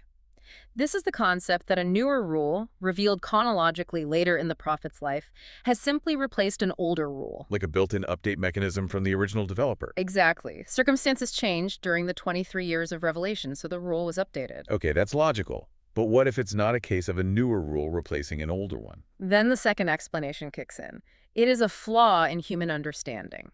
Blame the user. Basically. The reader simply lacks the knowledge, the historical context, or the profound linguistic depth to see how the two texts actually harmonize beautifully. The perceived contradiction is an illusion created by human ignorance. The text itself is never at fault. So if you see a contradiction, it's a you problem, not a text problem. Let's take that a step further. It's not just a you problem, it's a test of your faith. Oh, wow. Do you trust your limited brain that sees a contradiction? Or do you trust the divine origin of the text and accept that the harmony exists even if you personally can't see it? That is a heavy demand. It is. But establishing that absolute infallibility leads directly into the next major section of the text, the actual blueprint for how a believer is supposed to process this material. Right, the methodology. We have the pristine source code, the Quran, Yeah. and the authentic Sunnah. But how do you actually compile it? The text doesn't just leave you with a pile of ancient books. It maps out 5 specific methodological pillars. A step-by-step guide. Exactly. Yeah. But I don't want to just read these as a list. I want us to look at this as a flowchart. Imagine I'm a believer inside this fortress, and a new theological controversy arises. How do I use these 5 pillars to solve it without committing heresy? Okay, let's run a hypothetical through the flowchart. First, a theological problem approaches. Step 1. The first pillar. You hold to the Quran and the Sunnah without ever separating them. Okay. They are a single, unified source of truth. You cannot take a Quranic verse and ignore a hadith that explains it. Okay, so I gather all the verses and all the authentic sayings of the Prophet on this issue. But what if I read those texts, and my friend reads the exact same texts, and we come to two completely different conclusions about what they mean? That triggers the second defense mechanism, the second pillar, acting on what was reported from the companions of the Prophet. The people who were actually there. Right. And the logic here is deeply historical and linguistic. The companions, the people who physically lived with the Prophet, witnessed the context of the revelations. They saw it happen? They knew exactly why a verse came down. Furthermore, they understood 7th century Hijazi Arabic in its absolute purest form before it was mixed with other languages during the Islamic conquests. That makes sense. Therefore, their understanding of the truth is objectively superior to anyone who came centuries later. So it's not just that they were, like, holy people. It's that they had a linguistic and contextual monopoly on the meaning. Precisely. If I interpret a verse to mean something that the companions never understood it to mean, my interpretation is automatically invalid. Exactly. You are essentially trying to invent a new language. Now, what if you get to a text where the companions didn't offer a detailed explanation, and the text says something about God or the unseen world that completely boggles your modern mind? That brings us to pillar number 3, which is honestly perhaps the most defining characteristic of this entire methodology. It really is the dividing line. Stopping at the literal meanings of the texts and deliberately not delving into matters where the human mind has no place. Just hitting the brakes. Hitting the brakes hard. If the text says something about God that seems physically impossible or paradoxical, you start at the text. You do not try to rationalize it. You do not try to create a metaphor to make it easier to swallow. And what if someone comes to you and says, no, let me explain it to you using this new philosophical framework I learned. Let's debate this logically. Then I deploy pillar number 4, the social quarantine mechanism. Quarantine is the perfect word for it. Avoiding innovators entirely. The text is incredibly strict about this. It warns against sitting with them, listening to their arguments, or even reading their books. It views theological innovation not as an interesting alternative perspective, but as a highly contagious, lethal disease. Wow. You don't debate the disease to see if it has good points. You isolate yourself from it completely to survive. And finally, pillar number 5 is the anchor, sticking to the main body of Muslims and avoiding sectarian splits. The Jama'ah. Right. This is the concept of the Jama'ah, the collective body holding to the original truth. Division, forming new sects, breaking away from the core methodology, these are seen as absolute proof that you have strayed from the straight path. The truth unites. Innovation divides. When you look at this flowchart, what really strikes me is the immense underlying psychological demand it makes on the believer. It's massive. To follow these 5 pillars perfectly, you have to completely subjugate your own ego. It all boils down to a concept the text emphasizes heavily, the principle of absolute submission, or taslim. Taslim. Let's talk about that. Because taslim is the engine driving this entire ideological vehicle. It really is. The text relies heavily on a specific Quranic verse, 4.65, which states, "But know by your Lord they will not believe until they make you judge in what they dispute and submit completely." To submit completely. The author frames this submission not as a reluctant, begrudging giving up of one's intellect. It is framed as the ultimate goal. Acknowledging the strict limits of human reason and handing your intellect over to the divine text is framed not as ignorance, but as the highest possible form of spiritual intelligence. I really want you, the listener, to sit with that for a second. Handing one's intellect over as the highest form of intelligence. It's wild to think about. It is a complete inversion of how the modern, secular Western world views intelligence. We are taught to question everything, to deconstruct, to doubt. Critical thinking is everything to us. Exactly. But this text says, true genius is knowing exactly when to stop thinking and start obeying. And to drive this point home, the text uses a really vivid, almost shocking analogy from a hadith, a prophetic tradition. It's known as the naked warner. Oh, the naked warner is a brilliant piece of rhetoric. Walk us through it. So the analogy goes like this. Imagine a man who is scouting outside his city. He suddenly sees a massive, terrifying invading army approaching, intent on wiping out his people. A literal doomsday scenario for the town. Right. He runs back to his city, and he's so frantic, so desperate to convey the pure urgency of his warning that he's actually cast off his clothes. Wow. He runs into the town square naked, the ultimate undeniable alarm. He screams, "The army is right behind me! The morning attack is coming! Flee!" It's a powerful, jarring image, a man so consumed by the reality of the threat that all social norms and decencies are just completely abandoned. Yeah. Dignity is out the window. And the reaction of the townspeople in the analogy is the key to understanding the psychology of Taslim. Exactly. The townspeople are split into two groups. The first group hears the naked warner. They see the absolute terror in his eyes, and they immediately obey. They don't pack their fine china. They just grab their children and flee into the night. And they survive. And they survive. The second group hesitates. Yeah. They hear the warning, but they say, wait, let's think about this. How big is the army really? Let's send a committee to debate the logistics of the invasion. Let's consider our philosophical stance on warfare before we make a rash move. Classic overthinkers. Right. Those people delay. They go to sleep that night and then wake up the next morning to the army at their gates, and they are utterly destroyed. So if we connect this to the bigger picture, how does this community view the act of theological debate? It views it as suicidal. The text is telling the listener that theological debate is not an academic exercise. It's not a fun, late-night philosophical chat over coffee. It is a life-or-death emergency. Engaging in intellectual debate while the enemy of disbelief is at the gates is fatal. Wow. Immediate, unquestioning obedience to the text, Taslim, is the only path to survival. Which perfectly explains their absolute revulsion towards the theologians and philosophers we discussed earlier. To this community, the philosophers are the arrogant townspeople standing around arguing about the nature of the invading army while the city is burning to the ground. Okay, so we've established the state of emergency. We've established the pristine sources, Quran and authentic Sunnah. And we've walked through the flowchart of the 5 pillars of methodology, all driven by the engine of absolute submission. The blueprint is clear. But it's one thing to look at a blueprint and understand the theory of the architecture. It's another thing entirely to step inside the building and see what kind of house that blueprint actually builds. What does it look like in practice? Right. How does applying this strict methodology directly force the formulation of their specific creed? What do they actually believe about the universe? So to show us the resulting creed, the text makes a very strategic historical move. It relies heavily on extensive quotes from Imam Abu al-Hasan al-Ash'ari, who is a major figure. Now, why is this significant? Al-Ash'ari was a towering intellectual figure in early Islamic history. He actually began his career as a prominent Mutazilite, which means a rationalist who used kalam, scholastic theology. The philosophers. Exactly. But famously, at the height of his career, he had a massive crisis of faith, abandoned the rationalist approach entirely, and publicly repented. He switched sides. He did. The text champions his return to the strict literalist methodology of Imam Ahmad bin Hanbal.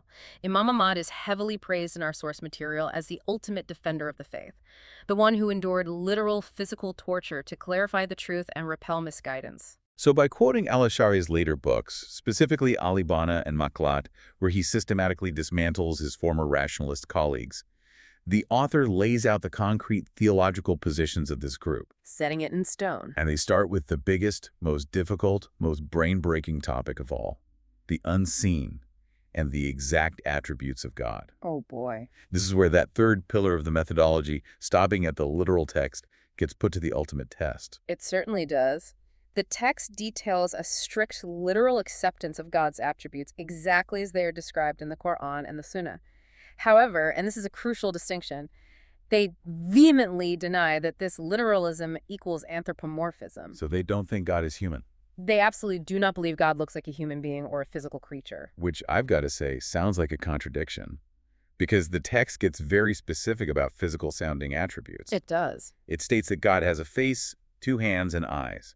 It says that God literally sits or establishes himself on the throne. It affirms that God has knowledge, hearing, sight, and power. All very physical concepts. Right. Now, to you, the listener, hearing that God has hands in a face sounds inherently physical. How does this methodology affirm those things literally without turning God into a giant bearded man in the sky, like a Greek myth? This brings us to the absolute golden rule of this theological framework, a concept that is honestly a masterpiece of cognitive discipline. It is encapsulated in two Arabic words, bila kaf. Well, cuff. It translates to without how. Without how. That is such a fascinating mental boundary to draw. I really want us to explore the mechanics of this. Let's take that a step further. Bila kaf is the crux of their entire theological defense mechanism against both the rationalists and the literalist extremists. The text insists on affirming these attributes, the hands, the face, the sitting on the throne, exactly as the Arabic words are written in the Quran. No metaphors allowed. None. You Wow. cannot use a metaphor. You cannot say the hand actually just means God's power. You cannot say sitting on the throne just means God established his dominion over the universe. Even though that sounds perfectly logical. The rationalists tried to do that to avoid making God physical. Our text says, no, you must affirm the literal word hand. But, and here's the genius of Bila Kaf, you are completely strictly forbidden from asking how that hand works, or what it looks like, or what it is made of. So if I'm a student in this tradition and I say, okay, God has hands. Are they like my hands? Do they have fingers? The teacher would say that to ask that question is a dangerous innovation, a heresy. Just for asking. Just for asking. Because you are applying finite human physical limitations to the infinite divine. You affirm the hand because the divine text says hand, but you surrender completely on the nature of it. Just accept the word. To ask how is an innovation that leads to anthropomorphism. But to deny the attribute entirely or explain it away as a metaphor is disbelief because you are calling the text a liar. Wow. You are walking an impossibly thin tightrope between rendering God a physical object and rendering God a formless, abstract concept. Bila Kaf is the balancing pole that keeps you from falling into either abyss. It's an incredible intellectual and psychological discipline to hold two seemingly conflicting concepts in your mind, simultaneously affirming a literal word that implies physicality, while completely divorcing it from any human physical reality, and then strictly refusing to bridge the gap with your own imagination. So just stop. You just build a wall in your brain and say, beyond this point, I do not think, I just submit. And that exact same discipline, that refusal to let logic override the text, is applied to another massive historical debate detailed in the source, the nature of the Quran itself. Oh, this is a big one. The text explicitly states that the Quran is the uncreated word of God. It is not a creation. It has always existed as part of God's eternal speech. We need to explain why this was such a big deal, because this wasn't just a polite disagreement in a library. This was a literal blood and grief battle in Islamic history, known as the Mina, or the Inquisition. Yes, the Mina. Yep. The rationalists we've been talking about, the Mutazilites, actually gained the backing of the Abbasid Caliphate in the 9th century. So the philosophers got state power. Exactly. And the Mutazilite logic was very straightforward. They believed in absolute monotheism. God is one. Therefore, nothing else can be eternal alongside God. Makes logical sense. If the Quran is eternal and uncreated, then you have God and you have this other eternal thing, the Quran. To them, that was polytheism. So, human reason dictated that the Quran must have been created by God at a specific point in time. But the traditionalists, led by Imam Ahmad bin Hanbal, looked at that logic and said, no, you are separating God from his attributes. God's speech is part of who he is. If you say his speech is created, you are saying there was a time when God could not speak. And that implies a flaw in God. Right. And Imam Ahmad refused to back down, even when the caliph threw him in a dungeon and had him publicly flogged. He just kept repeating, it is the word of God uncreated. Show me a text that says otherwise. He deployed Taslim. He completely refused to engage in the philosophical prevalence. And he won, historically speaking. The Inquisition eventually collapsed, and the text we are reading today holds his position, forged in that dungeon, as the absolute, non-negotiable truth. The Word of God is uncreated. The text then moves from the nature of the Quran to perhaps the most universally challenging theological concept in any religion anywhere in the world. Predestination. Predestination. The source says, God decrees both good and evil, the sweet and the bitter. It explicitly states that humans do not create their own actions. God creates them.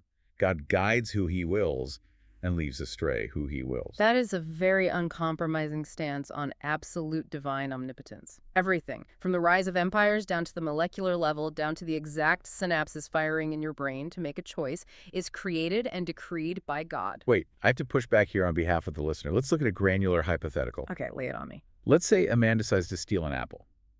If the text says God decrees absolutely everything, including every human action, How does this system address human responsibility? The classic free will problem. Right.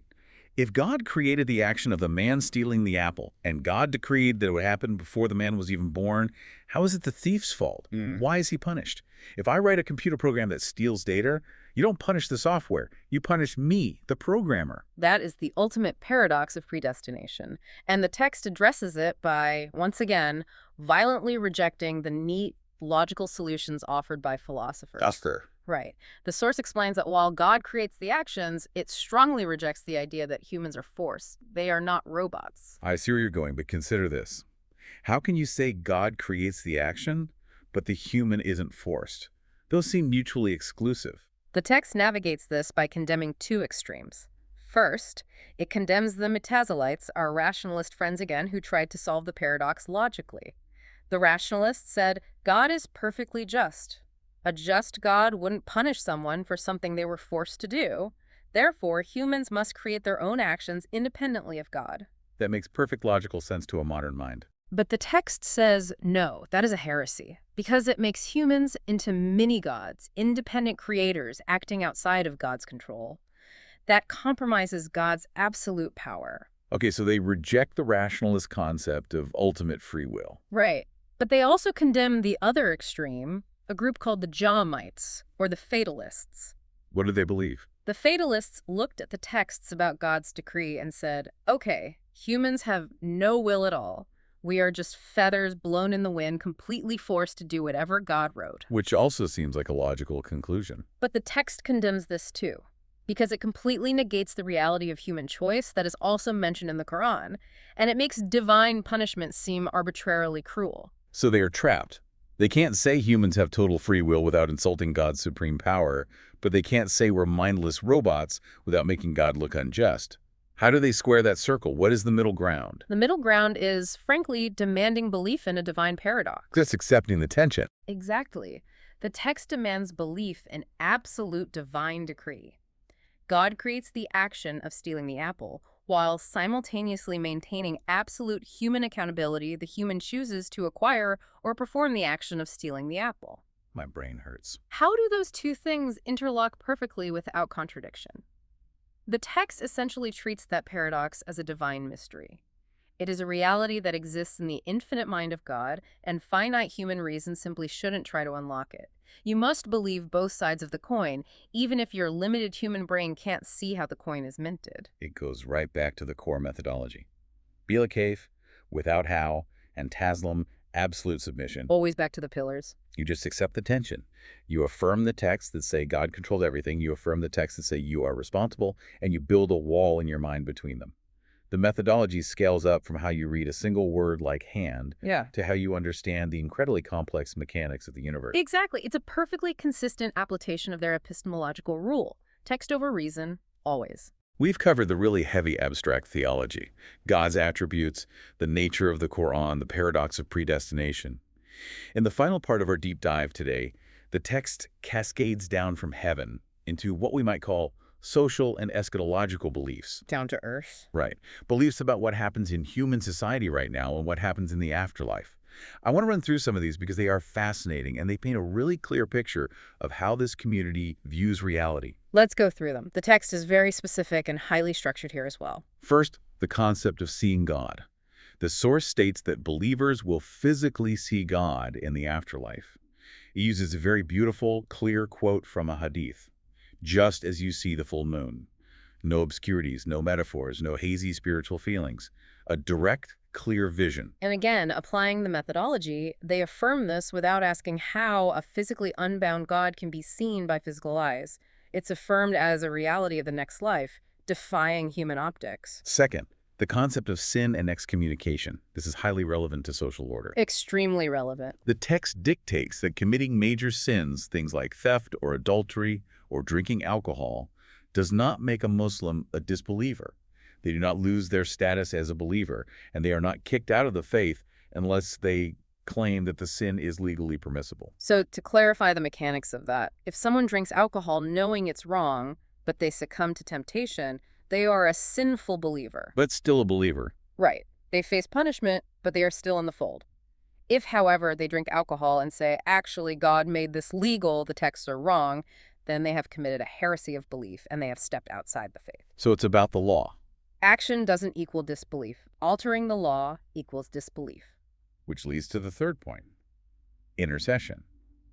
Because these major sinners are still considered believers deep down, the text affirms that the Prophet Muhammad will intercede on the day of judgment to pull major sinners from his community out of hell.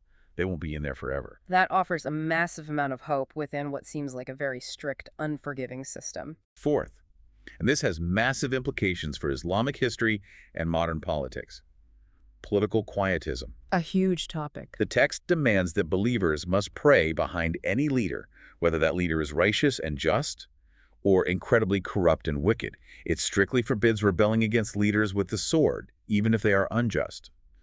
The primary overriding goal is to prevent social chaos, which they call fitna. A tyrant is better than anarchy. That is the core social philosophy here. 70 years of a brutal dictator is better than 1 day of civil war. And fifth, their stance on the companions of the Prophet. The text demands recognizing a very exact, specific historical hierarchy of the early caliphs. Abu Bakr is the best, then Umar, then Uthman, then Ali. Very specific order. Furthermore, it commands believers to actively stay silent on the civil wars and the bloodshed that occurred between the companions after the Prophet's death. You acknowledge their overall greatness, and you categorically refuse to judge their internal historical conflicts. Now, I really want you, the listener, to pay close attention to this list of social and theological beliefs, because none of them exist in a vacuum. What do you mean?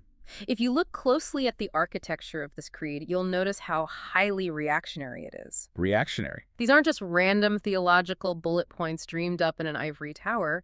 They are a historical map of brutal ideological battles. I see what you mean. You're saying these rules were formulated specifically to counter specific groups that nearly destroyed the community in the past. Exactly. Let's look at the Kharijites. In early Islamic history, the Kharijites were a radical, puritanical group.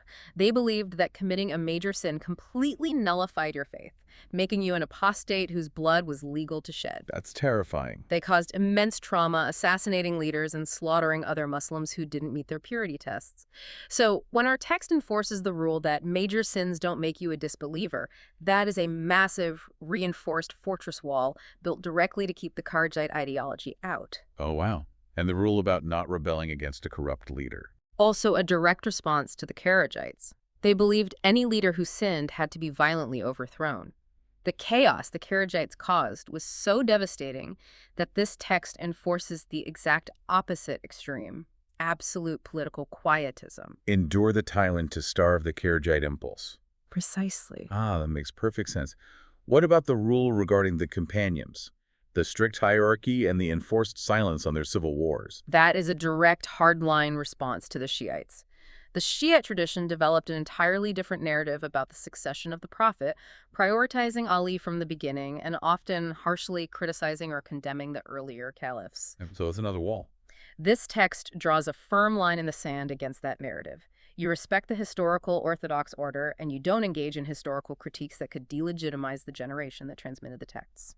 So when we look at this blueprint, this fortress of al-Sunnah wal-Jama'ah, we aren't just looking at abstract theology. We are looking at a fortress where every wall, every reinforced door, every watchtower was built specifically because an enemy breached the perimeter at that exact spot in the past. It's a structure built out of trauma.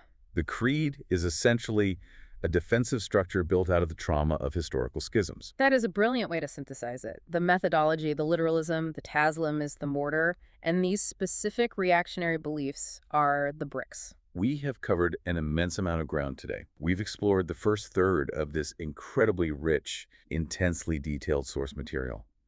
We started with the author's vision of a community in a state of absolute emergency, feeling completely under siege by modern reason, by the seductive logic of Greek philosophy, by psychological warfare, and by the trauma of internal sectarian division. And we saw how they responded not by attempting to modernize or adapt, but by building an ultimate epistemological fortress.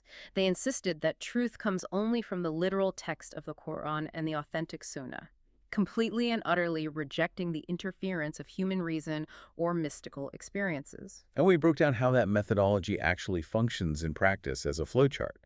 The 5 pillars of belief, the absolute reliance on Taslim, submission to the text even when it defies logic, like the townspeople listening to the naked Warner and demanding immediate flight instead of debate. Such a great analogy. We saw the profound, almost baffling intellectual discipline of Bill O'Keefe, affirming that God has a hand or a face, but strictly forbidding the human mind from asking how or trying to picture it. And finally, we saw how they embraced divine paradoxes, like absolute predestination coexisting seamlessly with human accountability, wearing that acceptance not as a sign of logical failure, but as a badge of true, unyielding faith.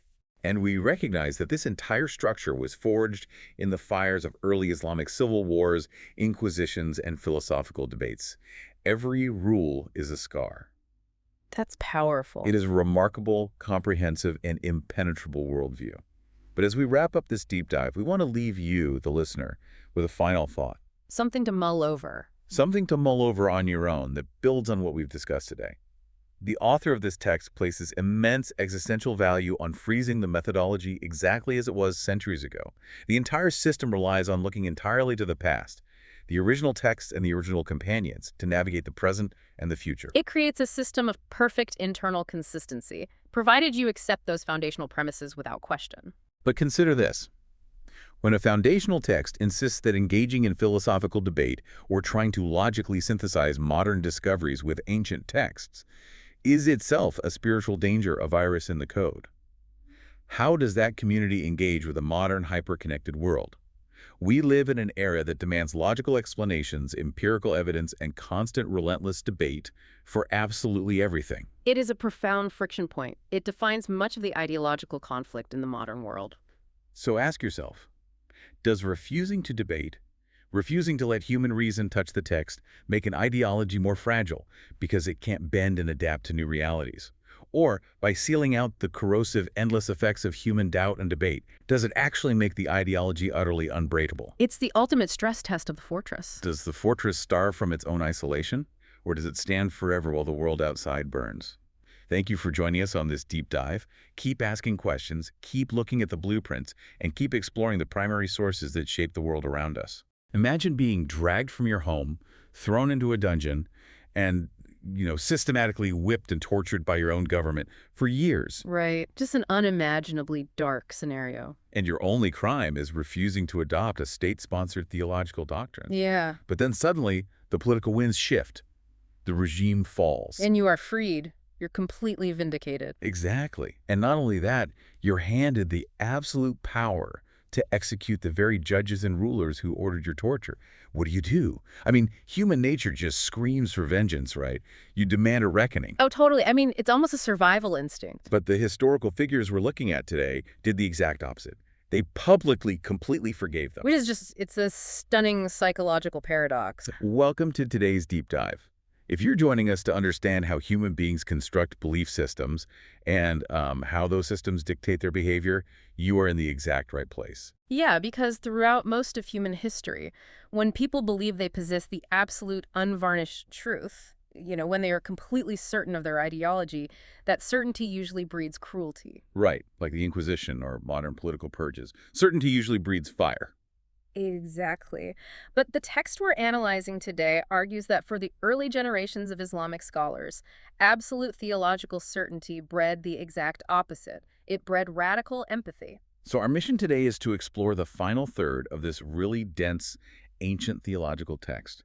It analyzes the defining characteristics, the historical behavior, and the strict ideological positioning of the early Islamic generations. Right. And the source material refers to this group as the Salaf, or al-Sunnah wa al-Jama'ah. And our focus for this deep dive is on how this specific group navigated extreme, often violent ideological divides to forge what the text calls the middle path, or wasatiyah. We are going to examine how they translated abstract theology into surprising real-world behavior. And frankly, how modern misconceptions have heavily clouded their original teachings over the centuries. Now, before we jump into the mechanics of this, we need to set a really clear boundary for you, the listener. Yes, very important. The source text we're analyzing today is not a neutral, modern historical overview. It's a passionate theological defense. Right. It has an agenda. It does. And as such, it contains very strong, highly specific critiques against other major world religions, primarily Judaism and Christianity. It also contains fierce, uncompromising critiques of various internal Islamic sects. Groups the text identifies as the Khawarij, the Rafida, the Mu'tazila, and others. So we need to state right up front, we are not taking sides here. Absolutely not. We're not endorsing these theological critiques, nor are we condemning them, or evaluating their objective truth. Our goal is to impartially unpack the arguments exactly as the author presents them. We want to understand the historical and ideological landscape of the time so you can see the world specifically through the lens of this text. Okay, let's unpack this. The text starts by arguing that God guided the Islamic nation, and specifically these early generations, the Salaf, to be what it calls an ummah wasat, a middle nation. Right, but the way the author defines moderation is fascinating. That really is. Because it's not a passive compromise. It isn't about finding a lukewarm middle ground where everybody's just comfortable and getting along. No, not at all. What's fascinating here is how the author frames the middle path. He frames it as a highly disciplined, incredibly active resistance against the fundamental human urge to veer into fanatical extremes. It requires immense cognitive load. It does. And to illustrate this, the text builds the concept of the middle path by contrasting it with what he identifies as the extremes of other major religions. Let's look at how the text frames Judaism first. So the source claims that historical Jewish texts attribute specific flaws and human weaknesses to God. Like what kind of flaws? Well, it cites examples of texts describing God as aging, feeling regret, experiencing poverty, or needing to rest after the 6 days of creation. I see. So from the perspective of the Salaf, that is an extreme form of bringing the divine down to a flawed, limited human level. Exactly.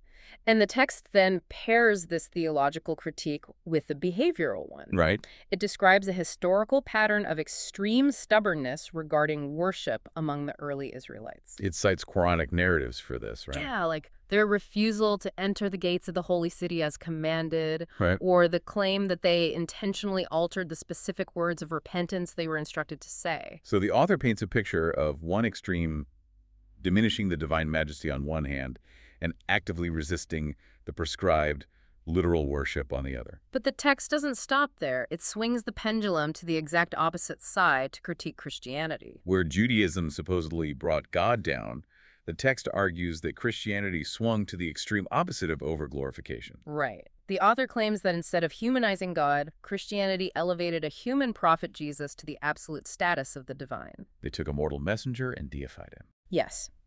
And behaviorally, the text points out that this overglorification led to the invention of extreme monastic practices. We're talking about things like complete physical isolation in the desert, right? Taking vows to forbid marriage, engaging in extreme perpetual fasting. Exactly. Practices that, according to the text, human beings simply could not realistically maintain over a lifetime because they contradict basic human nature. So the author sets up these two polar extremes. Yeah. One diminishes the divine and resists the law. And the other deifies the human and invents impossible supernatural laws. I like to think of this middle path like balancing a sound equalizer on a complex stereo system. Oh, I like that analogy. Yeah, you have all these different sliders for bass, treble, mid-range. Let's say one of those sliders is labeled reverence for prophets. Okay. If you push that slider all the way up to the top, maxing it out, you get deification. You turn a human into a god. Right. But if you push that slider all the way down to the bottom, you get disrespect, dismissal, or rebellion. That mechanical visualization works perfectly. According to this text, the Salaf insisted on keeping those sliders exactly where the original foundational texts set them. Not a fraction of an inch higher, not a fraction of an inch lower. No. So the obvious question is, where did the Salaf actually set the sliders on that board? The text outlines a highly specific middle stance. Let's go through it. First, regarding the divine. God has a unique essence and attributes that are completely unlike any creation. There are no human flaws, no aging, no resting. Second, regarding the prophets. They are revered. They are respected as the absolute peak of humanity chosen by God, but they remain entirely human. They possess absolutely no divine qualities. They eat, they sleep, they die. And third, regarding behavior. Worship must strictly follow the original texts. There is no room for human additions like extreme monasticism, and no room for subtractions or alterations due to stubbornness. What's fascinating here is the sheer psychological discipline this requires. If we look at basic human nature, we struggle deeply with this kind of middle ground. We really do. It is psychologically so much easier to either entirely dismiss something or to utterly worship it. Binary thinking is comfortable. It requires very little cognitive energy. Exactly. It's the difference between saying, this person is a flawless divine savior or this person is a workless fraud. Right. But saying, this person is the absolute peak of human potential, the greatest moral example in history, but still a mortal who makes human mistakes and gets hungry, Yeah. takes active, continuous mental balancing. Which explains why the text places such heavy emphasis on strict text-based discipline. Without the anchor of a literal text, human emotion naturally drifts towards one of those comfortable binary extremes. It is an active fight against emotional gravity. It really is. And if balancing on a tightrope between global world religions is difficult, the source text immediately shifts to an even more chaotic environment, the internal Islamic civil wars of thought. Ah, yes.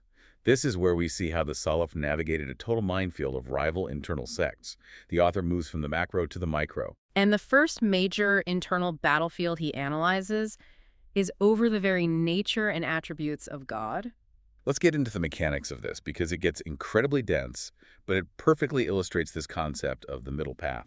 We have two new extremes introduced here. On one side, a group called the Jama'ah. On the other side, the Mushabihah. Let's start with the Jama'ah. What's crucial to understand is their motivation.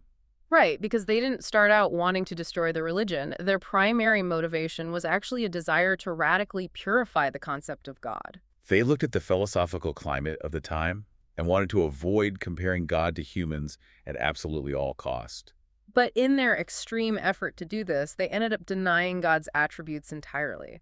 Wait, if the foundational texts, the Quran and the Hadith, explicitly say God sees or hears or speaks, how did the Jama'ah get around that? Did they just cross those words out? No, they didn't delete the words, they emptied them of their meaning. Oh, wow. They argued, humans see with eyes, and hear with ears, and speak with vocal cords.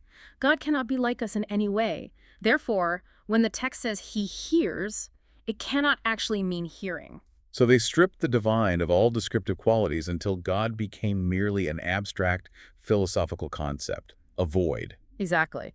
So in their attempt to make God perfectly transcendent, they basically defined him out of existence. He became a blank slate. Okay, now look at the opposite extreme, the Mushabihah. They saw what the Jama'ah were doing and reacted violently in the other direction. They decided to read the texts literally to a fault, without any linguistic nuance. If the text mentioned God's hand or God's eye, the Mushabihah went to the extreme of anthropomorphism. Right. They claimed God physically possesses a hand exactly like a human hand, or an eye exactly like a human eye. They brought the ultimate creator down to a physical, tangible, biological form. So we have abstract philosophical nothingness on the left and a giant physical human body in the sky on the right. Yeah. You can't just split the difference between those two. You can't say, well, God is half physical and half void. What is the middle path here? The Salaf's middle path here is a masterclass in linguistic and intellectual restraint. They established a firm rule. Which was? Affirm the attributes exactly as the texts say, based on the known Arabic language. If the text says God hears, we affirm he hears. Well, We understand the basic linguistic meaning of the word hearing. it means the perception of sound. Right. However, and this is the immovable boundary, we never, ever question how that hearing works, and we never compare it to the hearing of created beings. Oh, I see. They accepted the meaning of the word, but completely walled off the mechanics. Yes. They affirmed the meaning to avoid the empty void of the Jama'ah, but they delegated the mechanics entirely to God, acknowledging the limits of human cognition to avoid the physical comparisons of the Mushabihah. That makes logical sense for abstract theological debates about the nature of God. But how does this play out in real-world human behavior? Well, the text moves on to talk about the major sinner, and this feels much more grounded in societal issues. Yeah, this was a massive point of violent contention in early Islamic history. The question was, what do you do with a Muslim who commits a major sin? Stealing, murder, adultery, how does that alter their fundamental identity and their fate? Again, the author maps out two extremes. The extreme left is a group called the Murji'ah. Let's map this to modern concepts. The Murji'ah claim that as long as you believe in your heart, your physical actions do not matter at all. Sins don't harm a person's faith. Right. You could be a corrupt tyrant or a serial killer, but if you have a private inner belief in God, your faith is perfectly intact and whole. It sounds a lot like modern spiritual movements that prioritize good vibes and internal feelings over any tangible moral accountability. As long as my heart is in the right place, I'm good. That is a very accurate parallel. And the danger of the Murji'a ideology, as the text points out, is that it completely destroys any framework for societal law, justice, or moral accountability. If actions don't impact your spiritual standing, there is no religious deterrent against horrific behavior. Now look at the extreme right, the Qawari. The Qawari looked at the moral laxity of the Murji'a and went militant. They claim that any major sinner is instantly stripped of their Islam. The moment you commit a major sin, you become a non-believer, a complete apostate. Furthermore, they believed your blood is now lawful and you will burn in hell forever. 0 second chances. If one major sin kicks you entirely out of the religion, who is even left? Exactly. It creates a society of absolute paranoia where everyone is policing everyone else's purity, and the punishment for failing is death. So it's zero moral accountability versus infinite immediate punishment. Where did the Salaf land? The Salaf's middle path held that a major sinner is still a believer. They do not lose their fundamental identity as a Muslim. However, their faith is severely damaged, weakened, and incomplete. The text uses a specific formulation. They are a believer by virtue of their foundational faith, but a sinner by virtue of their major sin. They hold both identities at once. Yes. And as for their ultimate fate in the afterlife, the Salaf argued that is entirely up to God's mercy or his justice. Meaning, God might choose to punish them to purify them of that sin, or he might forgive them entirely out of his grace. But, and this is the crucial societal check, it is not for humans to declare them permanently doomed to hell, nor is it right to say their sins don't matter. It's holding the tension of strict accountability and ultimate mercy simultaneously. Which brings us to perhaps the most notorious philosophical headache in human history. Oh boy. Destiny and free will. The text calls it Qadar. Every major religion and philosophy has crashed their ship on these rocks. The ultimate paradox. If God knows everything and controls everything, how can humans have free will? And if humans have free will, how can God be in control? The text gives us two historical extremes here too. The Jabriya claimed humans have absolute zero free will. The text uses the metaphor that we are just feathers in the wind. Every single action, whether it's saving a life or committing a murder, is forced upon us by God. We are just puppets. But the logical consequence of the Jabriya view is devastating for the concept of justice. If we are just feathers in the wind, it means God is punishing people in hell for crimes they had absolutely no choice but to commit. It makes the divine out to be an unjust tyrant. On the flip side, we have the Qadariya. They claimed humans create their own actions completely independently, with zero divine intervention or prior knowledge. You are the sole creator of your destiny. But the logical consequence there is equally problematic for theology. If humans create actions independently of God, it means God doesn't know what you will do until you do it. Which limits the ultimate power, the omniscience, and the sovereignty of the divine. It implies there are things happening in God's universe that he has no control over. So what does this all mean? How did the Salaf actually reconcile human free will with divine destiny without falling into either of those traps? Because usually philosophies just throw their hands up and say it's a mystery. The text presents a brilliant, highly nuanced mechanical solution. The Salaf resolved this by drawing a sharp, definitive distinction between two different types of God's will. Right. They categorized it into God's cosmic will and his legislative will. Okay, we need to slow down and really define these because this is the key to the whole puzzle. What exactly is the cosmic will? Think of the cosmic will as the overarching reality of existence, the physics of the universe. It is simply what God allows to exist or occur. If something happens, a star exploding, a baby being born, a person choosing to tell a lie, a person choosing to give to charity, it falls under the cosmic will. God permitted it to occur. Nothing can exist or happen outside of this will because God sustains all reality. Right. However, and this is a vital distinction, just because God allows something to exist in the universe does not mean he loves it. So he allows a thief to physically steal a wallet. He doesn't freeze the thief's hand in midair, but he doesn't love the act of stealing. Precisely. That brings us to the second type, the legislative will. This will encompasses what God loves, what he commands, what he desires for humanity in a moral sense. He commands honesty, charity, justice, compassion. He legislates these things. So how does human free will operate inside those two wills? Humans have true, actual agency. We make real independent choices. Mm. But our choices operate within the framework of God's overarching cosmic will. Let's use an analogy. Imagine you jump out of an airplane. Oh. You are the one making the active choice to jump. You have agency.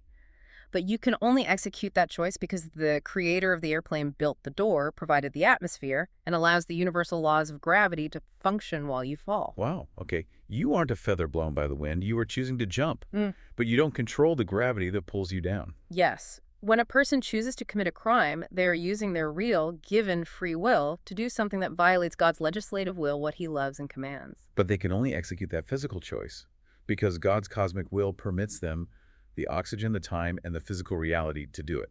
The Jabriya failed because they collapse everything into the cosmic will, saying if God allows it, he must force it and love it. And the Qadariya failed because they thought human choice meant God had no control over the universe at all. Exactly.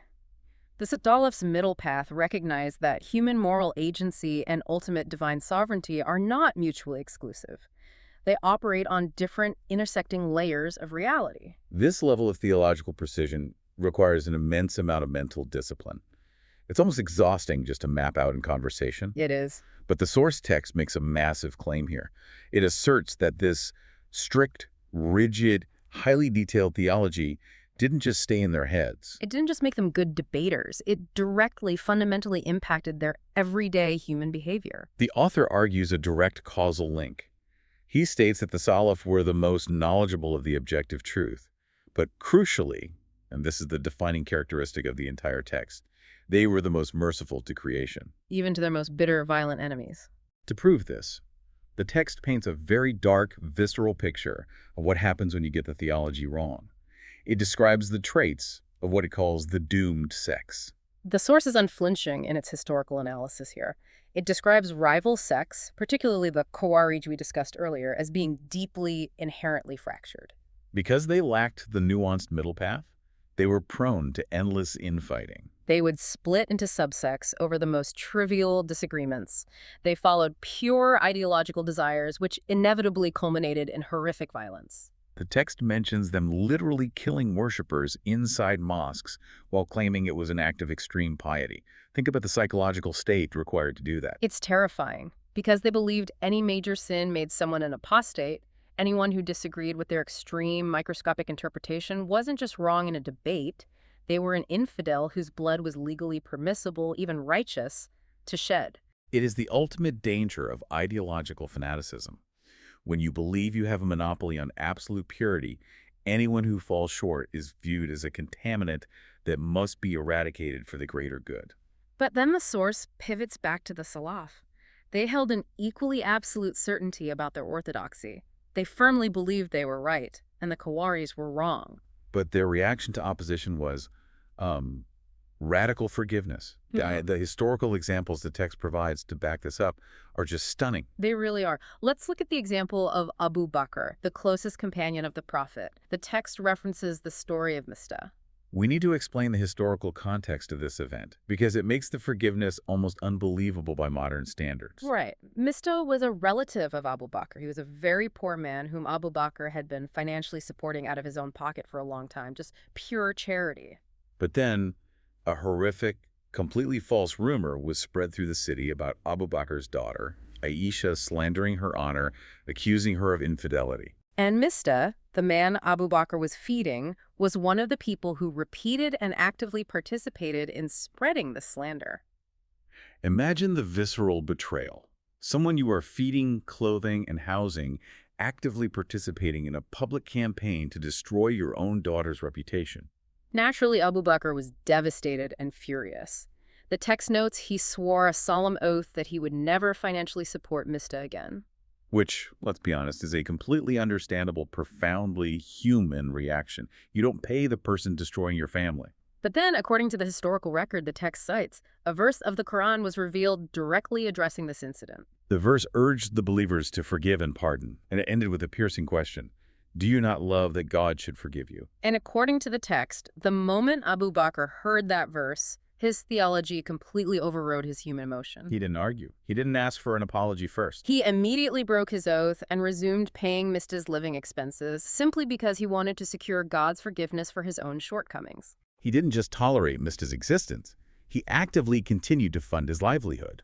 The text then provides another profound example, the Caliph Umar. At this time, Umar is the ruler of a massive, rapidly expanding empire. He is patrolling the streets of Medina at night anonymously, and he comes across a poor, starving family. The mother is sitting by a fire, boiling water with stones in the pot, just to trick her crying children into thinking food is cooking so they will eventually fall asleep from exhaustion.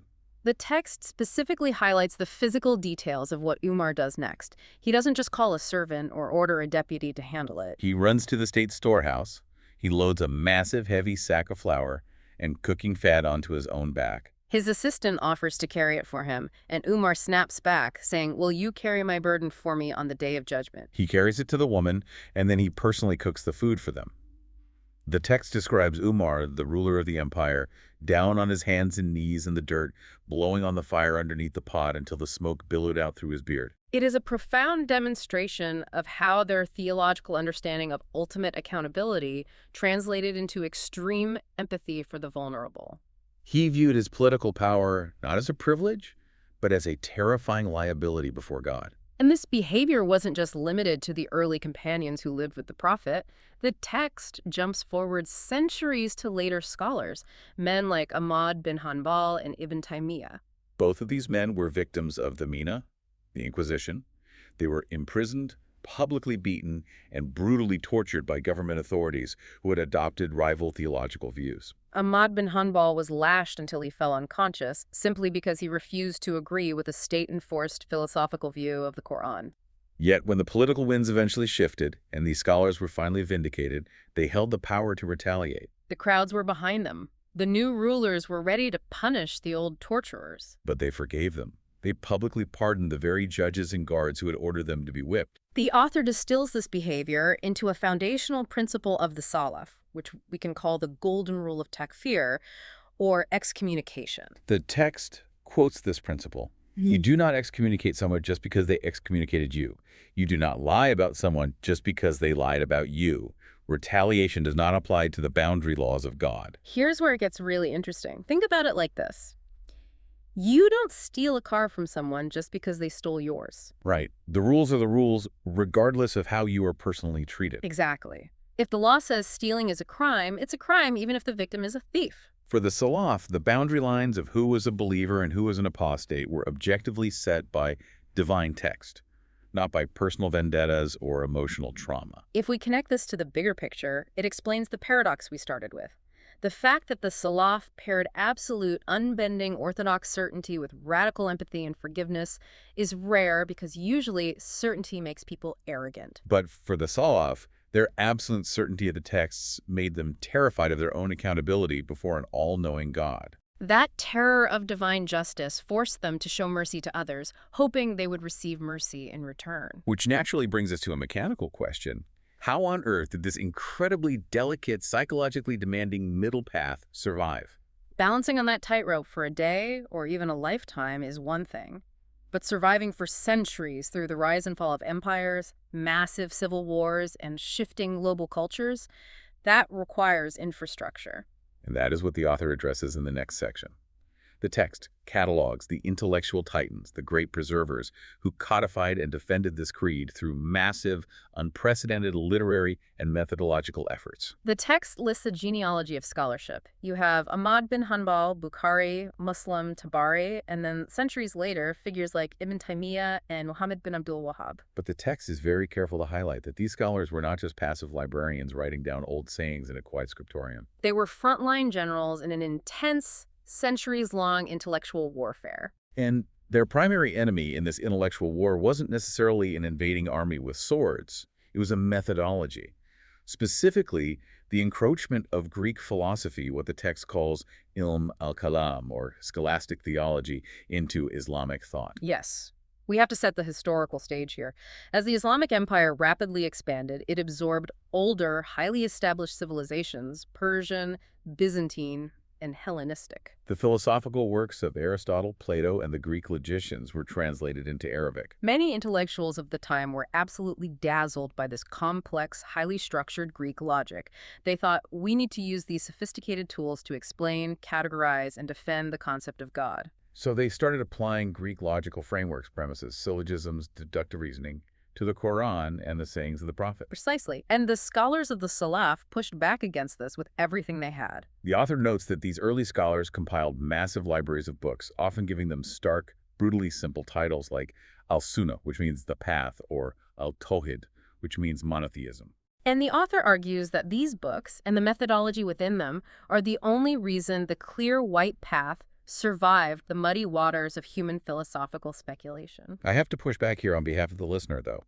Greek logic is, well, it's logic. It's the foundation of much of Western thought, science, and mathematics. Right. How did these scholars manage to filter out Greek logic while maintaining intellectual rigor?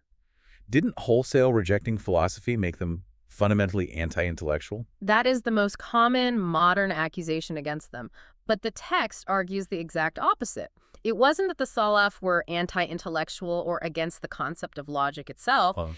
It was that they fundamentally believed the divine texts already contained the most perfect, innate, rational arguments suited for human understanding. So they didn't need Aristotle's prime mover theory to prove God exists or to explain his nature. Exactly. To the Salaf, overlaying convoluted Greek philosophical frameworks onto divine revelation wasn't an upgrade. It was a severe downgrade that fundamentally distorted the message. Because it complicated something that was meant to be clear.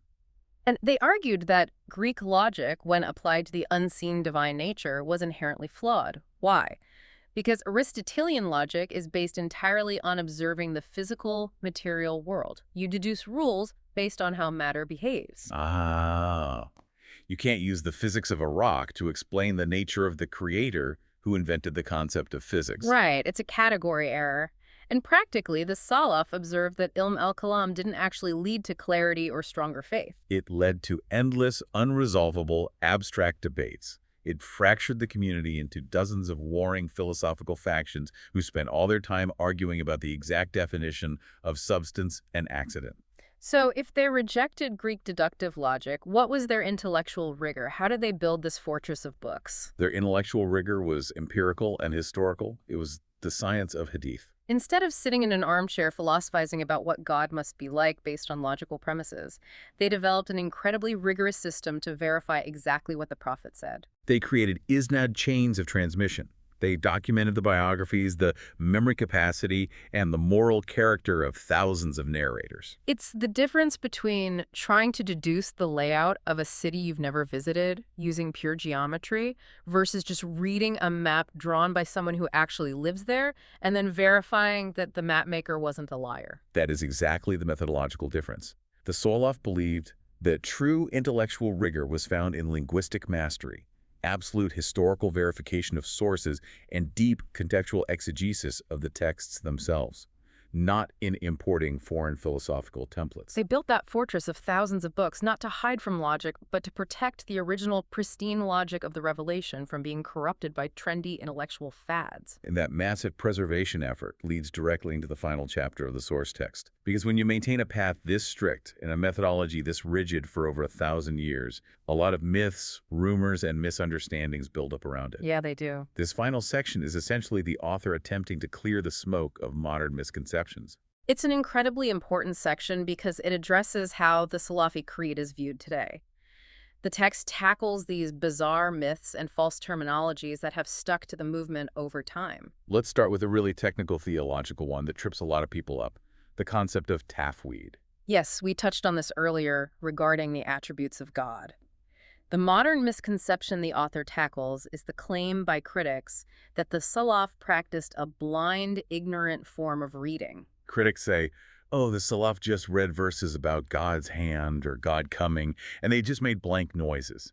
They claimed the words had no comprehensible meaning to humans at all. Which makes it sound like they were treating the text like a magical incantation, just reading syllables you don't understand to get a blessing. Exactly. But the text aggressively corrects this. The The Salaf absolutely understood the meaning of the words. When the text says God has anger or a hand, they knew what the linguistic Arabic definition of anger or a hand was. They didn't think the word hand secretly meant power or blessing. They affirmed the known linguistic meaning. But, and here is the middle path again, they didn't imagine a giant human hand in the sky. Right. They affirmed the known meaning, but they completely delegated the physical mechanics, the actual reality of it, entirely to God.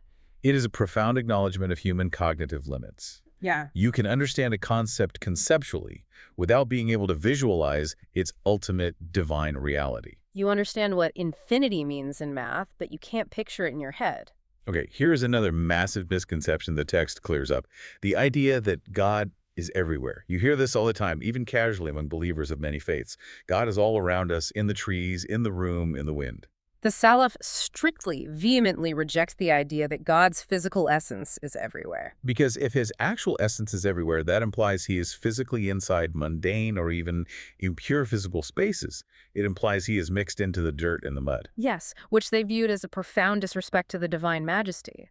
Their theological stance is that God is distinct from his creation, separate from it, and situated above the heavens, above his throne. However, his knowledge, his sight, his hearing, and his power encompass absolutely everything. He is entirely aware of and present with every atom in the universe through his knowledge and control, but his essence is not mixed into the physical universe. That distinction between physical essence and encompassing knowledge is huge. It is. The text then moves on to tackle a historical rivalry. It explicitly refutes the modern claim that the Ash'ari sect is identical to all al-Sunnah. This is a major point of contention in modern Islamic theology. Many academics today try to blur the lines and say they're basically the same thing. But the author draws a hard, definitive line. The primary difference is their approach to the text. The Ash'aris heavily relied on allegorical interpretation, a process called ta'wil. If a text seemed to contradict their logical, philosophical framework, they would interpret the words metaphorically. So it's kind of like modern constitutional lawyers debating the text of the Constitution. The text says arms, and one lawyer says, well, if you look at the spirit of the text in the historical context, arms actually just means state militias, not individual weapons. They use logic to interpret away the literal word. That is a very apt comparison. Oh. The Ash'aris would say if the text says hand, a literal hand implies a body, which violates our philosophical premise of God. Therefore, hand must be a metaphor for power. And as we just discussed, the Salaf fundamentally reject ta'wil regarding God's attributes. They see it as humans putting words in God's mouth, altering the text to fit human logic rather than submitting human logic to the text. The author also has some serious issues with modern terminology. He goes on a bit of a rant against the popular term Islamic awakening, or Sawa, which is often used to describe late 20th century religious revivals. Yes, he truly hates that term. Why? It sounds like a positive thing. People waking up, getting back to their religion. He hates it because of what the word subconsciously implies. Awakening implies that the thing was asleep, or dead, or absent. The author argues that this term deeply disrespects the continuous, unbroken chain of preservation by the scholars we just talked about. Islam wasn't dead, waiting for a 20th century political movement to wake it up. The clear white path never vanished. The scholars never stopped writing, teaching, and preserving. He also rejects the common phrase heavenly religions when referring broadly to Judaism, Christianity, and Islam. It might seem like a semantic point, but it's a deeply theological one for him. He clarifies that religions do not literally come from the physical sky or the heavens. They come directly from God. And more importantly, from his strict theological perspective, there is only one true religion throughout history, submission to God, even if the specific laws and legislations varied across different prophets. Calling them plural heavenly religions implies a relativity and equality between them that he fundamentally rejects. But my absolute favorite part of this final section is when the text addresses the superstitions. It is hilarious, but it's also incredibly revealing about human nature. The author points out these bizarre modern myths that have crept into everyday practice. Yes, the cultural folklore that always emerges when people lose the rigorous anchor of the text. He mentions people who outright refuse to recite a specific chapter of the Quran, Surah al-Masad. For context, this is a short chapter that fiercely curses the Prophet's uncle, Abu Lahab, who was a bitter, violent enemy of early Islam. The author notes that some modern people refuse to read it out loud because they think it's somehow impolite to the prophet to curse his uncle in public, and they actually fear they will be physically paralyzed if they read it. It is a profound misunderstanding of how the revelation works. The text is from God. It is not subject to human rules of family etiquette or tribal loyalty. And then there's the belief that reading Surah Quraysh, a chapter that briefly mentions God feeding the people of Mecca against hunger, literally cures physical hunger in your stomach. The superstition is that if you are starving, you just recite the chapter and you will be physically full. I mean, comparing reading Surah Quraysh to cure hunger to reading a restaurant menu and expecting to feel full, it's magical thinking. This raises an important question, though. Why do humans constantly invent these superstitions, even within a religion that explicitly, historically, fought a massive war against idolatry and magic? Because it's easier than doing the actual work. Exactly. It shows what happens when people detach from the rigorous, text-based middle path. The middle path requires study, intellectual honesty, and difficult behavioral discipline. Superstition is a shortcut. It allows you to feel spiritual, protected, and in control of your environment without actually conforming your behavior to a strict moral or theological code. When people drift from the clear, demanding texts, they inevitably drift into emotional, easy cultural folklore. And that really brings us full circle to summarize the entire journey of this deep dive. The middle path, as defined by this text and demonstrated by the lives of the Salaf, is incredibly hard work. It is not a lazy compromise where everyone just agrees to get along. Not at all.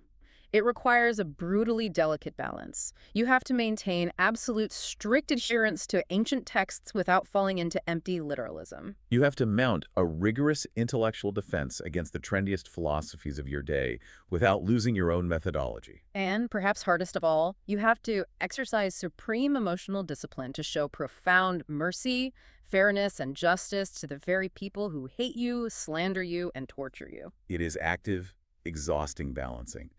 So here is a final thought for you, the listener, to mull over as you go about your day. We've seen how the early generations achieved this delicate balance by completely refusing to let their own human emotions, their personal grievances, or the dominant cultural and philosophical trends of their era override their foundational principles. They locked those equalizer sliders in place, no matter the cost. Think about our modern lives. Whether we are talking about our politics, the way we viciously engage in social media debates, our personal relationships, or our own deeply held beliefs, where are you and I drifting into toxic, comfortable extremes? Where are we becoming either incredibly rigid and cruel to those who disagree with us, or completely apathetic and formless, simply because we've abandoned the hard work of holding on to our own core foundational principles? When the cultural winds start blowing, do you do the hard work of maintaining your balance, or do you just let the gravity of your emotions pull you down? That is the question. Thanks for joining us on this deep dive. We'll catch you next time.